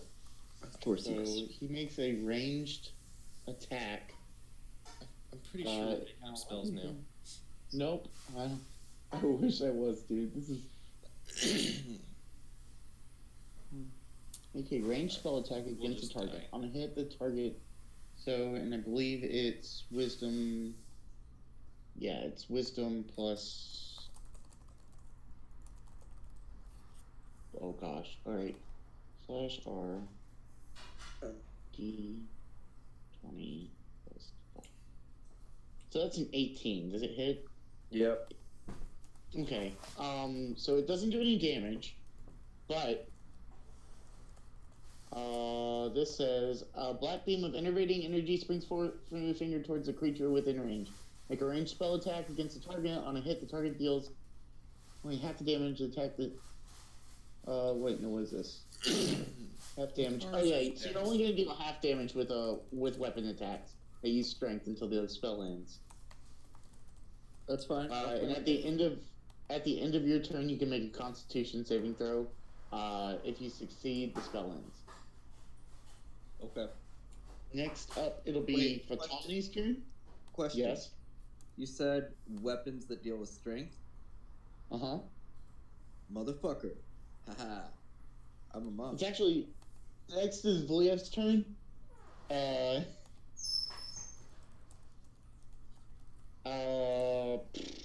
He's just gonna move 10 feet towards you. After that, it is Fatami. He is also just gonna move up right behind the other person. And then finally, the turn order flips again. And it is Zil Zaxos' turn. He too is just going to move up behind the other 3. So they're within about 30 feet of the hallway. All this is telling me is that we need to just keep on doing what we're doing. Yep, with walls, though. Mm-hmm. Okay. It is back to Tyler's turn. Cool. Fucking. I don't have any range magic attacks. Just don't attack. Just hold your reaction. Go defensive. I have a reaction already for Sentinel. Well, take the action to defend. Well, I mean, what does that do for me again? It gives them. I think it gives them disadvantage or something like that. Can I dodge if like we're on top of Barzor? I mean, you'll probably fall off a bar, but Yeah. you won't die. I'm just gonna. I know it's not gonna work, but can while we're on Barzor and he's not on the walls yet, can Nax light a torch and chuck it at like the lingering spirits to see if it does anything? Sure. I mean, it probably won't, but you know, let's light this bitch on fire. Sure. Cool. Yeah, she chucks a torch. She lights it and chucks it. Okay. Let's see here. Roll 1d4. Okay. /R1d4. 2. So it's going to take 1 point of damage. Yay! Now we know it could be hurt, kind of. Well, guys, I'm currently at the top of the damage leaderboards. Get on my level. Anyway, so yeah, that happens. Next up is Barzor, I believe. All right. On my movement speed. So this is still in difficult terrain. Yes. Okay, so that's 30. 60 more feet. Hey! You can have spider climb. Go on the wall. Oh, sorry. Yeah, I go on the wall, then I run 30. So Okay. on the wall, is it still difficult, or does it get all of it? Man, I don't know. Well, We'll say that they had not planned on somebody climbing up the walls. So hell yes, yeah. we'll give you Good 40. DMing. Hell yeah. Guess what? Spider horse. So 60 feet. Dash is another 60 feet, and then a key point to use my dash action using Step of the Wind, so that is 180 feet of movement speed. Holy shit! Okay. Cool. So you sprinted down this hallway. You were a good distance away from them, but you're still only, let's see here, so 60 plus 180 is what? No, 180 total. Plus the first yeah. two, yeah. So that's 240. Yeah, so like 240, you're almost halfway down the hallway. Hey, can you like do that like all the time? Like, is that just a thing you can do? Now next up is going to be Karlov's turn. He's going to move his full. He's going to move his full distance down the hallway, and he is going to. Oh, he can't even cast a spell right now because he's not in range. Okay. Bitch. So they're just chasing after you. Alright, so maybe Barzor was the best person to take on this fucking ice. The fucking motherfucker. They are looking at you in astonishment. Now, I will say, Velkin, at the beginning of your turn, make a grapple save.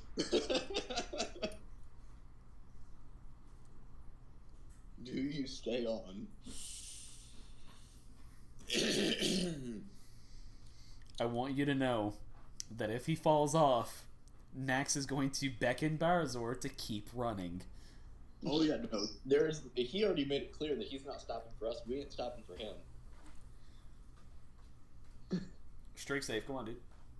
Hold on. I'm looking to see if there's any other Any other bullshit that I spells? could do. He's trying real hard. Beat, motherfucker. Yeah, that's what I'm saying. Hi, look, kitty kid. Because I don't want to take away your freaking spider climb. Hi, kitty cat. Hello. Oh, you're so sweet. It's a strength save, right? Yeah. Yep. Hey. All right, you make it. Yay! You have got hold of him with your arms and your legs, like around the midsection. Just like, why did I do this? Like, gripping for dear life. I was about to cast Unseen Servant and just have a servant lay on top of me. Hey, that's not a bad idea, though. That's actually kind of smart. I like that. Just made seatbelts. Okay, next up is a million ghost turns, and they're just all gonna move towards you. And then we're back to the top. Nax. Back to Next, reality. next. Goes gravity. Shut up, Mark. I mean, gravity is kind of gone right now. Naxa gives Barzor a carrot to munch on. Oh yeah, give me a strength save. Alright. Oh my fucking god.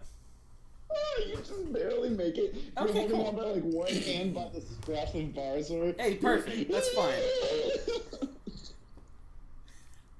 I'll take it, man. Fuck it. You like hooked an arm through his saddle or his stirrup or something like. Yeah. It's like just by her the keychain on the end of her warhammer got caught. Yeah, it's like caught on something. She's like actively like running with her feet dragging next to him. Yeah. Okay. Barzor. Same thing. 60 feet, dash, and Step of the Wind, so that's another 180 feet. Can I use my action to try and climb back up on him? Can I like roll acrobatics for that? Because I didn't actually get an action. I mean, you're just like hanging off of him. Doesn't matter. 17 acrobatics, bitch.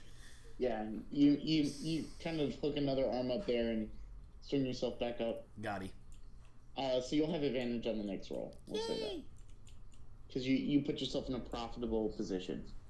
Okay, Velkin, I need a strength save. You probably will not get one today.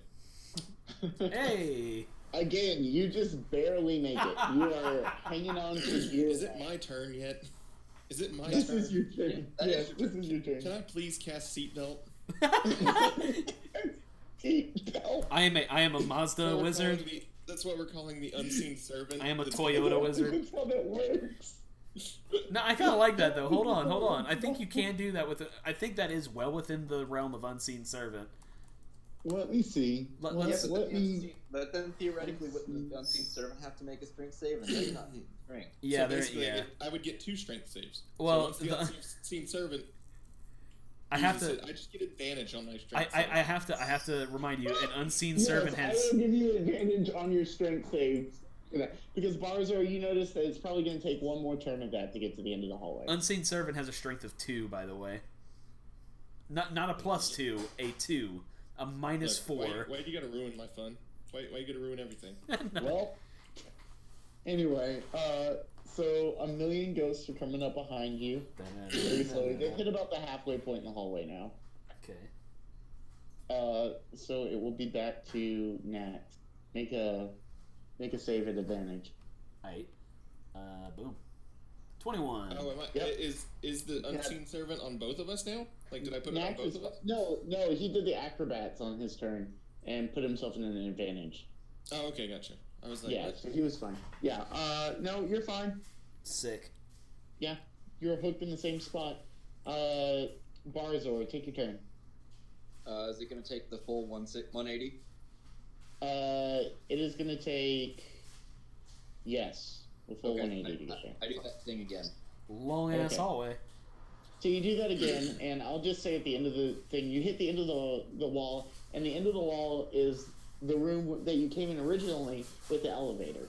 So you see that the elevator there in front of you. Start just pressing the button frantically. You come down off the wall. Next up is Wait. Karlov's turn. Is the elevator down? Is the elevator down there? No, it is not. I have a question. Guys, I have an idea for my next turn. This is going to be good. Okay, Are you cool. spider climbing an elevator? Okay, free action. I'm gonna use my free action to say, somebody open up the elevator hatch. Okay. Don't mind if I After do. that, We are climbing after the that, shaft. Karlov's gonna move his 30 feet towards you. Can I Uh, alter self into Karlov? No, I Why mean, not? because he's not. He's a specter, so I don't see how that would work. Read alter I self. mean, you could make yourself look like him, but you wouldn't take on any of the properties of him, like he's floating. yeah, Is it Josh, gross? Josh does have a pretty good point. So I can't levitate, is what you're saying. Well, like, Well, I mean, you wouldn't be ethereal. You'd just be a person that looks like Karlov. yeah, I was gonna say because like it also says like your basic shape stays the same. You can't make yourself quadrupedal, and I feel like Yeah. that also applies to floating. Yeah. You can't take on Well, ethereal I have form. flying because- that I was just gonna stand on. He's got a I don't hoverboard. know how that's gonna work. Karlov is literally right in front of you as well. So, Well, no, I'm not but gonna the do rest it, of the with as him. Like once we get out, I'm just trying to think of who I'm gonna disguise myself as because right now I'm Velkin. Karlov is a little past halfway down the hallway towards you. Falcon, it's your turn. I mean, did we open the doors? I mean, you can try to, but I mean, we have I'm Max's not going strength. to try to. Yeah, we have. And my strength's not that bad. It's a 10. Uh-huh. Max is just really compact. This really sucks because you've got the freaking spider climb, and I can't cast another spell because of that stupid concentration. Because the spell that I want to cast is concentration, so it will immediately cancel the other one. Yeah. Concentration coming to bite you in the ass now, is it? No, I mean that's just normal concentration spells. I know. Far be it from me to suggest that you just summon the elevator. See, that's kind of what I'm thinking. So I'm just gonna cast invisibility. Okay. Bye. Man, I wanted to climb the elevator shaft with that, like, Sorry, bud. and then blow up the elevator. I mean, we can still blow up the elevator, but I'm going Okay. invisible before we do that. The rest of the Ghost Council makes their move as well. They're a little past halfway down the hallway now. Next, it's your turn. Oh, we are opening up that elevator, baby, with a 13. Yeah, we'll say it works. Okay, sweet. You've Why done did it we not once just before. summon the elevator? Because spider climb faster, cooler. Could I have just spent my free action to push the damn button? Yeah, sure. Yeah. Okay. Well, we're past that now. Like 6 turns. Yeah. Reaction, push the damn button. Alright. You hear a ding and the elevator starts descending. Oh, so it's above. Oh, it's a good thing we didn't spider climb then. Goddamn. That was the thing that I was worried about. Yeah. I was asking you guys to open the hatch inside the elevator. That way we climb through the elevator, through that, up the shaft, and then blow up the elevator behind us so they could. Oh wait, they're ghosts. They could. I'm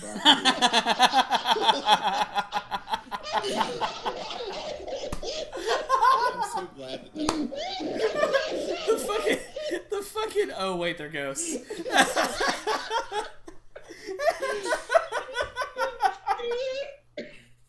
Holy shit!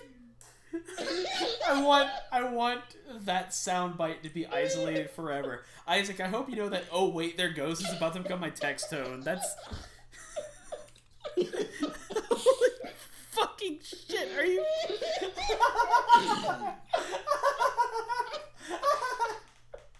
Oh god, I'm crying.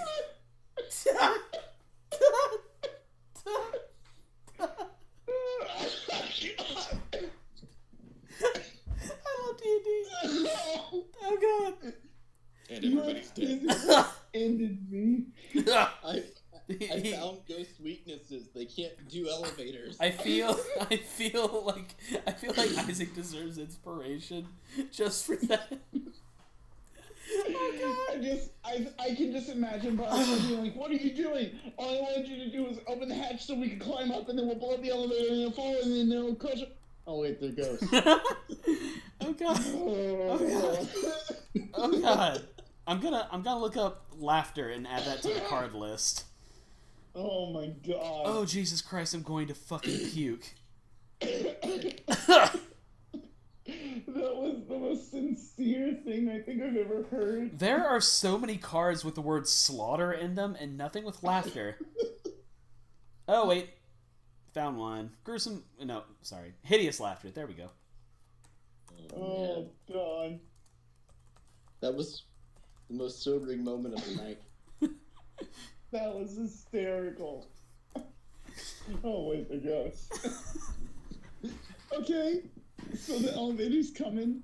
Whose turn is it even? I don't even know. If there is any clip that I'm going to give to the PMA SGN to say, hey, you should totally make this your official D&D podcast, that's going to be the one. Oh god, Okay. I am crying. Barzor, I guess it's your turn, dude. Barzor, in like realizing all of this, he just enters into the elevator shaft, puts his head down, and pushes the button for the ground floor. Next Okay. pats him like, yeah, it's okay, bud. It's okay. So the ghosts are gonna move closer. Velkin, your turn. Falcon will lightly groove to the music in the elevator. Ding. So Ding. Ding. I'm doing the invisible thing, Uh-huh. and the things that I can do with the invisible thing are nothing of use right now. Wait for the elevator? Yeah, sure. Pretty Yeah, much. I feel like that's where we're Very at. slowly. You can hear the music coming from the elevator shaft above. It's like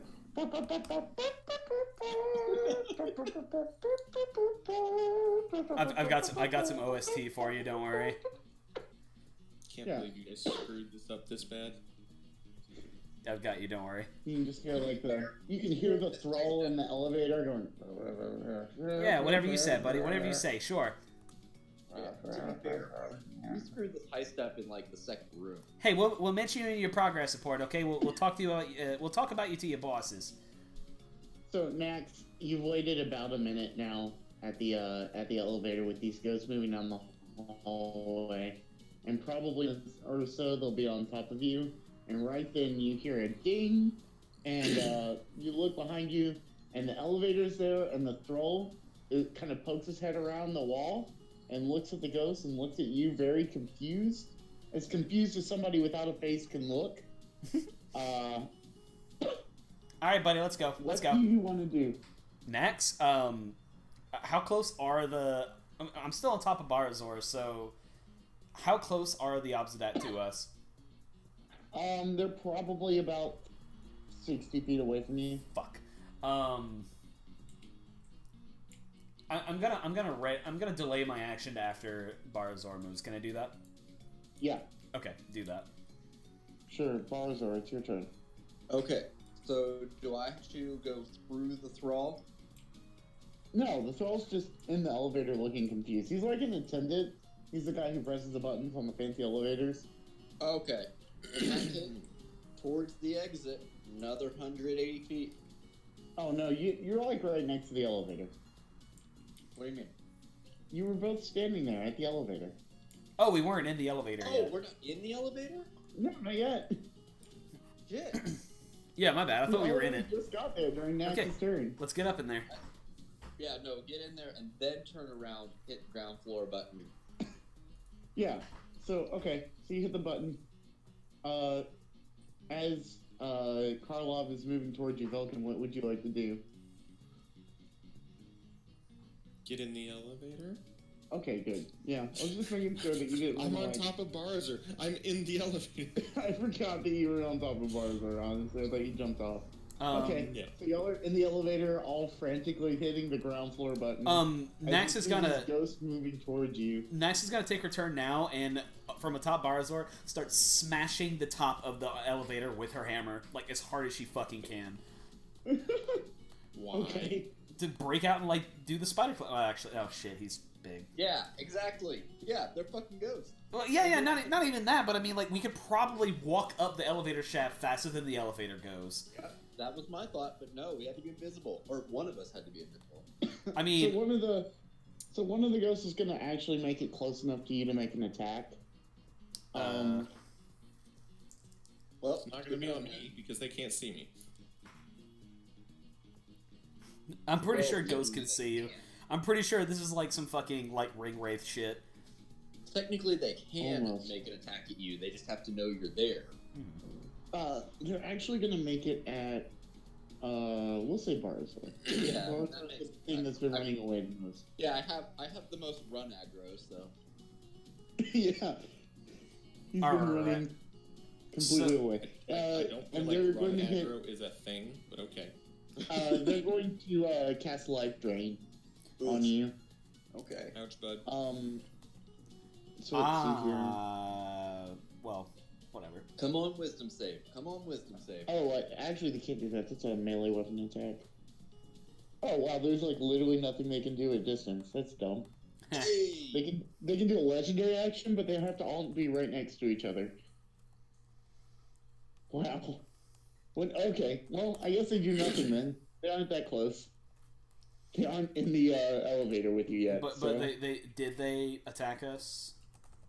no. I guess they can't. You know, looking at this, they can't make any ranged attacks. Okay. I'm gonna say shit. For my bonus action, like, you know, for my last turn, can I rage just in case, like a fucking preemptive rage, because Nax is like freaked out. Sure. And as it gets to your turn, the door shuts and the elevator starts ascending. How fast is the elevator? Is it one of those cool elevators that actually goes, or is it like every shitty music building elevator that like you're like, I mean, oh god? it's going pretty quick. Not many elevators descend quickly, but this one's ascending pretty quickly. I mean, they got stuff to do. They don't want to waste your time, so it's going. So you've been ascending for probably like, you know, a good 45 seconds or whatever. Starting to all take a deep breath. Would like everybody to make an athletics check. Okay. Who's making an athletics check? Everyone. Everybody. Everyone. Everybody 24. clap your hands. Alright, you make it. You guys are gonna love the music I just put on. Mine's a 12. 12. Okay. Yeah, you make it. So all of a sudden, a cold hand comes up through the floor, and right before he can grab your ankle, you jump out of the way. Nax is snarling. Nax is, it's weirdly almost preemptive how fast you move. And I'm gonna use my sentinel move to smack the hand with her hammer as hard as she fucking can. Okay, roll. 18. 14. Yeah, that hits. 9. So it's gonna take like 5 bludgeoning. What? All right. So this entire initiative, the most amount of damage done is 6 damage. Yep. Congratulations. Thank you. And it's just enough Welcome to to kind of playing blue. push them back to the floor in a way. Oh, it's like whack-a-mole. The elevator ascends up and the doors open up at the top floor. Got it. And as you step out through the elevator, you notice that nothing looks the same as it did before. Oh, crap. Everything is ruined. You look around. It looks like a bomb has gone off in the place. And what you see is a herd of Gruul warriors destroying the building. There are minotaurs, there are giants, there are all sorts of people. And while you're watching this, 3 people kind of come up, or somebody kind of comes up and taps Barzar in the side and goes, "Come with me, quick," and leads you out the back door. Who is this? We do the thing. I don't even care. That would be Ghost. So they lead you out the back door down an alley and away from the building. As they do, they start casting protective spells on you to start trying to hide your presence and where you're going. You notice that they're dark hoods, and as you start to get further away, they pull their hood back, and it's revealed that it's Kana. Hey, so I'm gonna have my apology in writing, even though I can't read it, but I'll know what it is. It's gonna make sure you put down that the goblin can rob a bank, the goblin can get away from running away from the Abzadat, and that the goblin is, she's still kind of coming down from her rage. She looks at you and glares, and she goes, "You need to be quiet until we get back to the base." Hey, piss off! And then I'm just quiet as I I'm want. just waiting for somebody to Piss comment off. about how we apparently lost the Vidalkin. God damn it! I mean, Barzar knows you're there. I Yeah. assume because he can feel you, but Oh, he can feel me. Nax is still coming down from her rage. I mean, even if he didn't know, he would have been like, even if he didn't know you were there and you were just gone, I think he would still be like, yeah, fuck it. No, that's fine. let's just go. Who cares? Yeah, no, he fucking Yeah. no, straight up. He said, "Hey, I'm not coming to get you." I'm like, "All right, bitch." I built my character around a dysfunctional party. That way, if crap goes down, I can take care of myself. Yep. So you guys head out and sneak back to Krenko's bar. You kind of let all the action die down. It took maybe an hour and a half to 2 hours for the whole bank heist to go down, which realistically, with something as sneaky as this, was pretty good time. Even Kana was semi-impressed. You kind of wait until the cover of night to sneak back into Krenko's bar, where he meets you to pick up the goods. And he looks at you and he goes, "Wow, I can't believe you're back here. I mean, I for sure thought this was gonna fall through." Yeah, that the whole second in command position is looking pretty empty now, huh, Krenko? I only just robbed a bank for you.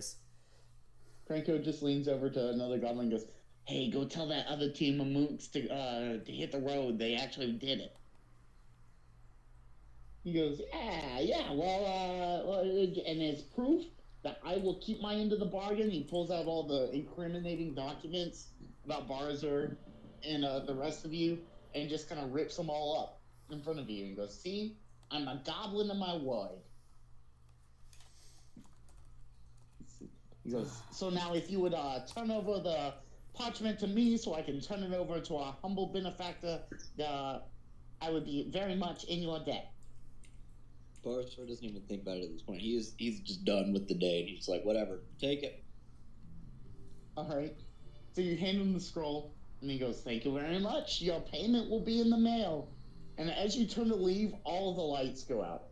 And God he goes, "Oh, Oh no, is she here already? I didn't get a chance to even copy it down. What am I gonna do? I need. Oh no. And in through the door behind you walks a very stately looking Orzov syndicate member. Ah, Uh, shit. very obviously from the high ranking end of Orzov. Tons of gold bedazzles her armor. She's got a headdress on and everything. A cloak billows behind her, and she looks like she's probably from the upper echelons of the Orzov. Would somebody give me a history check? I mean, I'm always gonna roll history on Nax no matter what. Just a 10. Ha! It's not quite enough. Mine's 9. Hey man, Barzer's wise, but he ain't. Vulcan? No. I know I Valkyrie got a already 10. rolled mine. Where's yours? Oh, 10. okay. So you don't really know who it is, and he goes, but you hear Krenko behind you kind of go, Tesa, yeah, they just got back. They Oh, got it. shit. They got the scroll right here, and you can see it for yourself. And she looks at you, looks at the goblin, looks back, and she goes, sit. And she goes over and takes the scroll from Krenko. So, what would you? How do you respond? Bark, bark, bark, Barzor bark, does bark, like bark. Sorry. Barzor did like a full dog sit. Like he's like, well, he's accepted his fate at this point. Like he's Okay.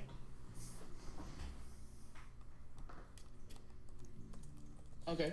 Velkin, what about you? I mean, do I really have a choice? I mean, she's demanded, so So I guess I don't have a choice. So I will okay. do what needs to be done. Oh, and Okay. to clarify, like, this is literally like horse on ground sitting. He didn't find a chair. Yeah. He literally flopped down. Yeah. And Nax, I assume that you just sat but started barking. She's like grumbling. She doesn't like Tesa. Yeah. Or people like That's Tesa. fair. No, it's okay. People don't like Tesa. She's still part of the Orzov.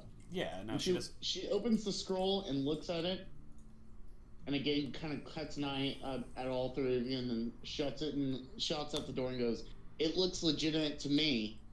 And in through the door strolls an Azorius Senate member. Boss, she's why? What? What? She's got short brown hair. Her armor is clad in Azorius colors, but it's cut a little bit differently. You notice, especially Valken. You notice it's not standard, even for high ranking. You recognize a high ranking armor, but can't place necessarily where it's from. So we'll go off the same history checks as earlier and say that probably none of you actually really recognize her. So she comes in and she looks at you and she goes, "Gentleman, lady." Thank you. She shows you proper respect, which might be the first time you've seen it outside of like Franco's bar. She takes a scroll from Tayson and she goes, "What you've brought me today is of the utmost importance. My name is Lavinia. I am the..." And she thinks about it for a second and she goes, "Second in command to the Guild Pact. As you know, the Guild Pact runs all of the laws governing inter-guild connections and responsibilities. And we've discovered a plot against the plane itself of Ravnica. If it weren't for this, we could have been lost. So I thank you for your service." So like not to lay down my worth as a person, because I apparently have to struggle with that with this asshole over here. But you were worried about the whole plane, so you hired a goblin who can't stop barking, a washed up beat cop, and no offense, but a horse. Horseman. Horseman. She nods and she goes, I know it seems seems odd, the decisions we made, but they were made for a reason. If I had sent an elite team in or a Demir spy, they would have been found immediately. Wow, The so- odds of that look for those things. Wow, so But we suck so much they that we were not perfect. expecting you. We suck so much that we were perfect. That's great. She said, well, that's one way to look at it, certainly. But what you've done today does not. And it seems almost sour coming out of her mouth. She says, it does not suck. You've delivered us a list of our enemies, and now I would like to ask you to help us once again. She says, something's coming to our world, something from the outside and something dangerous. I've been warned from a friend of mine that we need to be ready. So we need to keep an eye out for some certain people. Some of them are natives to our world, some of them aren't. These people, I have a list of them here. And she holds up the scroll that she just showed you, or that you just stole. So why? I can't read, by the way. Why exactly were the big cheeses in the bank holding on to this? Like, what are they? Like, the Obsidat like in charge of this or something? She said, that we don't know. All we know is the information was being held there by somebody who is helping mastermind the whole process. Oh boy. And as you look at the list, Belkin, you see a list of names starting with Kaya, and next to them is a list of jobs. So the first name is Kaya. Next to it is Assassin. You have Domri, Rioter, Ral Zarek, Brain/Tinkerer, Dovin, Arbiter/Law Control, Tezzeret, Army/Countermeasures, Vraska, and then quotations it says Problem Solver, and at the bottom it just says Bolus, and it next to it is underlined Mastermind. I know all these names from playing Magic. Yeah. Oh god. Kaya's Orzhov? Really? Oh no, that actually makes perfect sense. Oh god. She said, she said, what I need is a team who can stay close enough to the ground and to the heart of Ravnica itself to be able to watch out for these people and give us information on what's to come. Do you believe that you could help with this? I mean, hey, I just robbed an Orzhov bank. It can only really go down from here, so yeah, why not? She said, I'm glad that one of you is on board. She looks at Barzor and she goes, truly this will help the heart of Ravnica. Any information that we can get will save lives. I mean, I do it with hesitation. If it is for the better good, I understand that, but every man has his line. She goes, of course, now we never ask you to cross it. And you can tell sincerely that Lavinia is being honest about that she would not ask you to do anything wrong or illegal or anything like that. That the things that have happened up until this point were almost a means to an end that she had foreseen and that she knew that couldn't be avoided. Like, they had to have this information, so... Yeah. So, out of game, does this mean that these guys aren't bad guys? I mean, yeah, Lavinia is a lawful good character. No, I'm talking about the goblins. Oh, Krenko, Krenko's about as chaotic neutral as it gets, man. If you're willing to pay enough gold, then he'll do whatever he needs to do, you know? So, again, it was more of a means to an end to find the right people to do the job than to... Krenko is a mob boss, but he is not what people would canonically consider, like, a good mob boss. I'm just wondering if I'm going to get my arrest or not.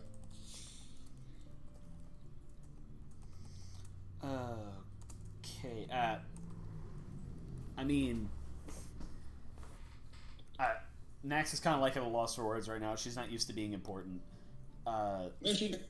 Lavinia looks at you and goes, going forward, we'll send you information individually on what we need you to do and where we need you to go. But another thing, it needs to stay completely between the people in this room. And you look around and you notice that everybody but you three, Lavinia, Tessa, and Cranko have cleared out. And she looks at Cranko and she goes, Cranko, I expect you to fall in line as well. And kind of cuts him this look that you haven't seen from her yet. She's mostly been very light and like very kind looking. But at this point you can see the full extent of the law pointed at Cranko. That she obviously has the power to put him away for a very, very, very long time. Probably the rest of his goblin life if she needed to. And he kind of cowers in his seat and goes, yes, ma'am. No problem. No problems for me, of course. Hey, like, not to detract from all this, but like, we did just kind of rob a bank. Are we gonna have problems with that? Tata goes, yes, I noticed that. Yeah. That's the thing. Why are you helping us? Like, we literally just robbed like your stuff, specifically yours. She looks at you and kind of has this quirky smile on her face, and she goes, yes, it's more of a means to an end, you see. I have my own goals, and this tends to align with it. Yeah, go figure. Destroyed or enslaved or what have you by these people doesn't sound like it puts me in the best position. Yeah. So I've decided to lay my chips where I will. She says, now, I will take the scroll. I will tell them that I've caught the intruders, that I have returned our property undamaged. I will up the security at my bank and have it rebuilt, and your names will be forgotten. All will be dealt with. I've worked with the office of that for a very long time. Some would say that we're kin. It's funny because they are, because she's Karlov is her dad or something. Her great uncle or something like that. Yeah. I mean, all right, okay, cool. I mean, far be it for me to want the whole plane to be, smashed up or whatever. She goes, good. And if I have some odd jobs I need done, maybe I can bring them to you first, if they're to your liking. Yeah, maybe hold your breath on that, but we'll talk. Fair enough. And with that, Tessa kind of slinks out of the room, carrying the scroll.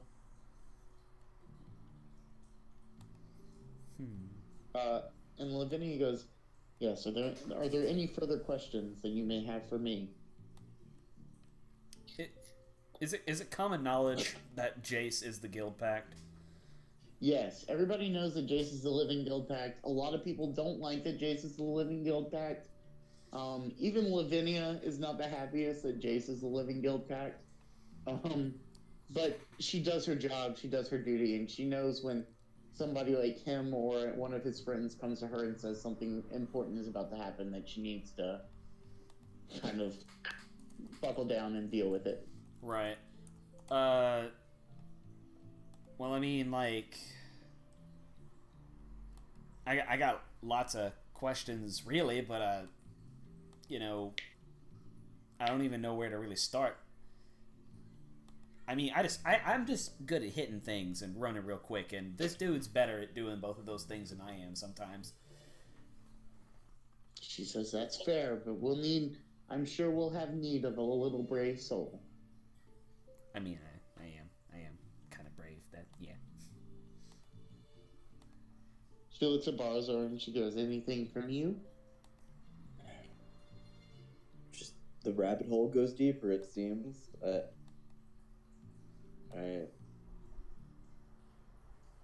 It's been a day.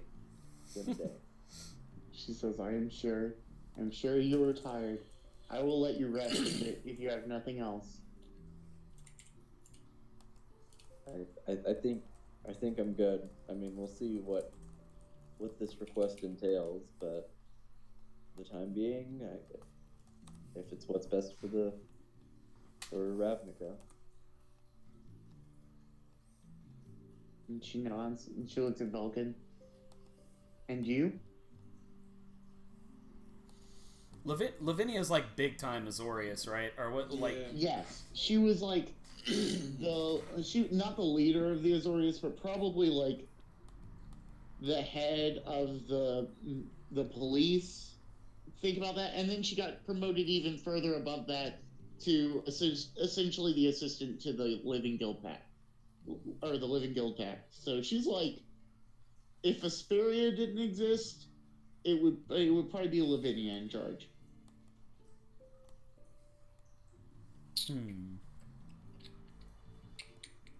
She is big. She actually looks at Vulcan and she goes, Vulcan, you have done a wonderful job, and I understand the things that you have sacrificed for this, including your job and your livelihood. Don't worry, your rank in the Azorius has not been hurt by this. And I will make sure to see that you have plenty of support from your team and anybody else that you need. I thought you had said she's vaping. No. Oh my god, that would be very out of character. Alright. So yeah, I mean, I'm down. Okay.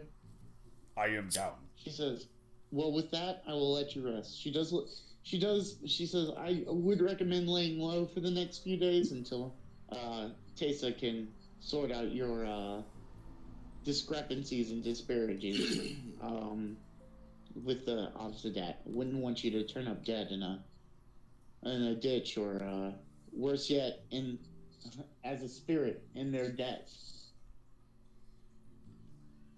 I mean, yeah. She says, thank you. And with that, she leaves. And that is probably where we're gonna end for tonight. Right. We robbed a bank. Yep, we robbed a bank. Kind of. Well, I mean, you did rob a bank. It is pretty bad. So I'll tell you, the only puzzle you did not solve was the scale. I did put in 2 answers to it. We had to take the dudes, push them down the stairs on with spikes, right? Yes, so that was one of them. And I was very prepared to let you do that. The other one was that at the top there was a rope holding the scale up. If somehow the rope had been cut, then the scale would have rebalanced and it would have been fine. But God. Vulcan was the only one who noticed it and then chose not to do anything with it. God so. fucking damn it. Alright, cool. Level 5? Yes, level 5. Yeah, boy. For sure. Good. Sounds good. I almost killed your characters. I told you I would kill you if you weren't careful. How did you almost kill Obsidat. Because there was no way you were going to live through trying to attack the Obsidat even one turn. Yeah, Yeah, I wasn't no. going to try to. Yeah. Yep, Yeah. that was not something that even crossed my mind. It was never a, can we do this? It was literally a, nope. Yeah. So the other thing I thought about throwing at you was a Death Pact Angel, which are the angels for the Orzhov that are in their church. It's on the religious side though, Yikes. and they literally make deals with people to take their souls. So that's what they do. Other question, and you don't have to answer. I mean, I know some DMs pull back the curtain more than they do. Were those like ghosts avoidable at all, or like no matter what we were going to hit those? The Obsidat? Yeah. So they were. You had to get all 3 of the puzzles correct. So it wasn't. Okay, that's what I was. Yeah, and I had set it up so that if you had gotten stuck somewhere like you did with the scale, after a certain amount of time, the room was going to open anyway. Because to me, the Obsidat would look at somebody trying to break into their bank as almost a game. That's where kind of they had the all event. keys to win. That's kind of the vibe I was getting to. I really Yeah. like that we fucking turned that shit on its head by moving 180 feet in 6 Yeah, seconds. the fact that that you kind of just turned it on their heads is pretty crazy. Like, let's assume that like that 30 feet per second is basically Barazor's speed right there. He was going 20 miles an hour, Yeah. which is like, you know, Well, okay, that's not that's what we consider with a horse. Yeah. Which let's look at Usain Bolt's speed in MPH just out of curiosity.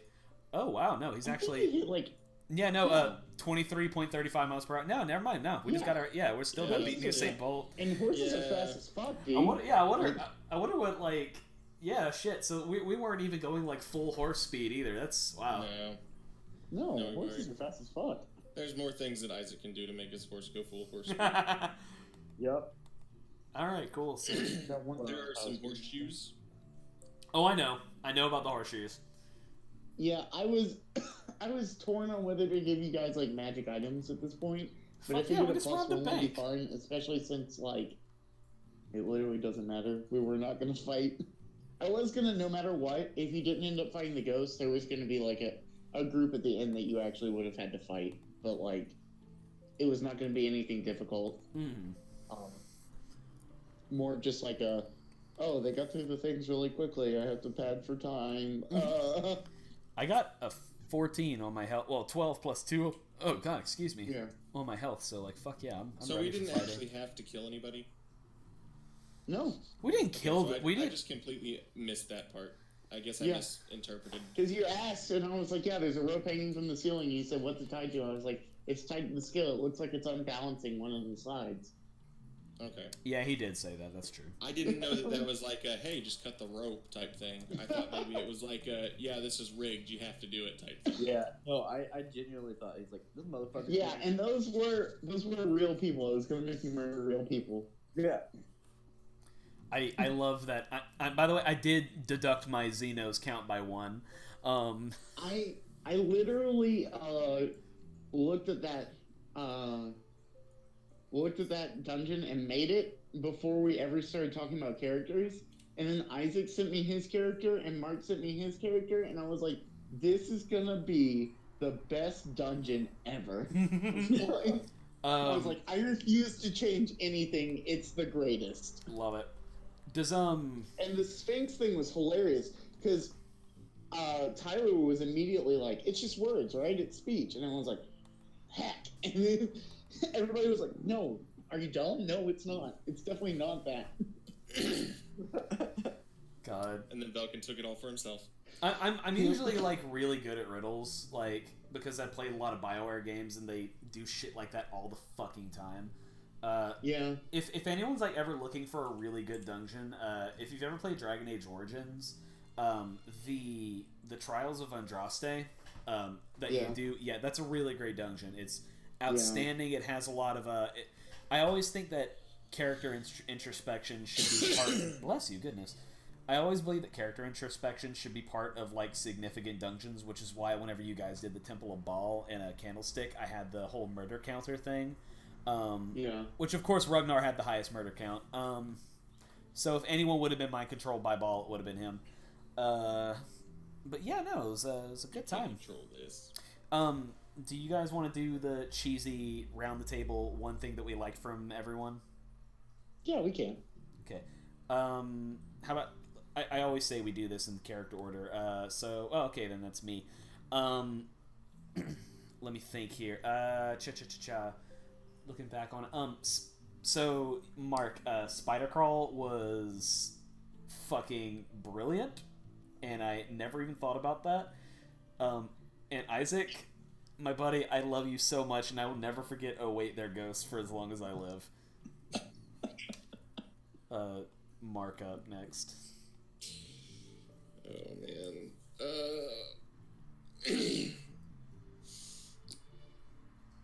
Probably trying to pay off the what's it called, the something. Obsidat? Yeah, probably trying to pay that off.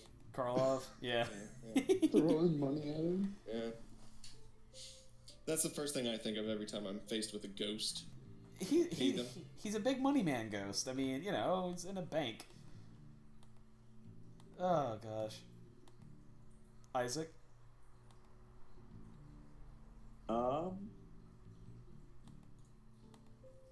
I just honestly, I think it was, and I mean this. I think is more so a testament to us as a group rather than just this campaign.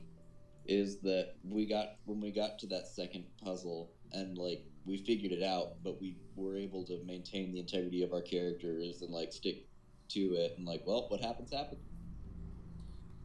Yeah, nice and fuzzy. I like it. Yeah, I might be portraying a bad guy, but my character would not kill people. Yeah, you know.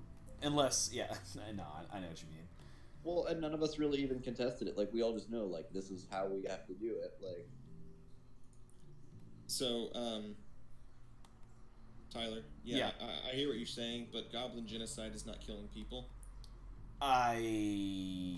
Wow. Okay. what? You really just said that, dude, huh? You really just did that. Yeah. You can start the campaign back from him if you need to attack him. Yeah. No. How's a crit on my Warhammer go? If I did an attack for you, that'd be 14 damage on your skull. You do Fury of the Small to get 5 extra damage on it. So, no, like, God. Joke's on you. I survived. Yeah, barely. I'm sure. Dog. Yeah, I have 1 HP. And then I immediately go invisible and leave. Cute. Whatever. Man, no. Nax is gonna have to end up killing you, huh? It's fine. Nax is gonna be arrested. So we'll see about that. I really enjoy how you guys have stayed in character so well. Thank you. Like Mark being an asshole and Tyler just being like, I will hit you. I will just clobber you right now and ruin this campaign. Bark, bark, bark. Bark, motherfucker, bark. Honestly, another thing too, like, obviously these characters aren't exactly us, but I think that these characters are the closest to our individual personalities. Wait a second, time out. You saying that I'm a blue racist? Yeah. No, but I mean, as far as like, we always have played some like characters like pretty far out from who we actually are. I feel like these characters are a lot, not exactly close, but the closest we've come to who we are as people. I do like being exuberant, I guess. That's, yeah. I am a rules lawyer. And I kind of just go with shit, you know. Like, the only thing that's different between me and Barzur is that if Barzur could beam harder, he would. He has hooves. Following on. God, all right, man, all right. We were just doing the hentai discussion earlier too. God, no. I'm thinking.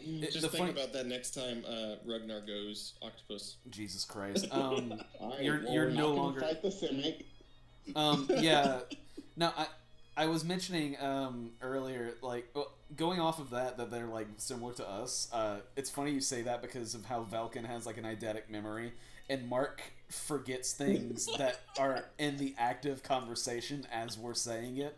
Like, Mark will forget shit that we are currently talking about. I do have an eidetic memory, though, when it comes to written stuff. I guess so, yeah. Spoken things are bad. Which is why he never needs his notebook. Jesus Christ. I'm so happy. This is great. Guys, like, I hope you guys know, like, this shit's so fucking rad. And, like, I could've... Literally, so many parts of like the goddamn butterfly effect could have hit. I could have been like, I don't feel like posting on the PMASGN today, and then I would have never played D&D with you guys. I would have never played D&D with anyone. I would have never played like D&D again with you guys. And it's just like, it's fucking fate and shit. And then our Wednesday bonus sessions would have been a lot better. Yeah. All right. Yeah, because they would have been the only sessions. Yeah. Anyway, I'm gonna go ahead and, like, before I start crying, go ahead and end the stream. So I am totally the ghost. I am totally cutting a clip of the fucking "oh wait they're ghosts" thing. That's the title of this episode, by the way, is "oh wait they're ghosts." Go submit that to Zedge for text messages. Oh yeah. I'm telling you, I'm isolating that shit. All right. Well, unless there's anything else you guys want to talk about. No. No. All right. Cool. Well, we're level 5 and we robbed a bank, and now we're super important people that a lot of planeswalkers want to look at, apparently. This has been Ravnican Knights, and yeah, thank you for joining us. We're peacing out.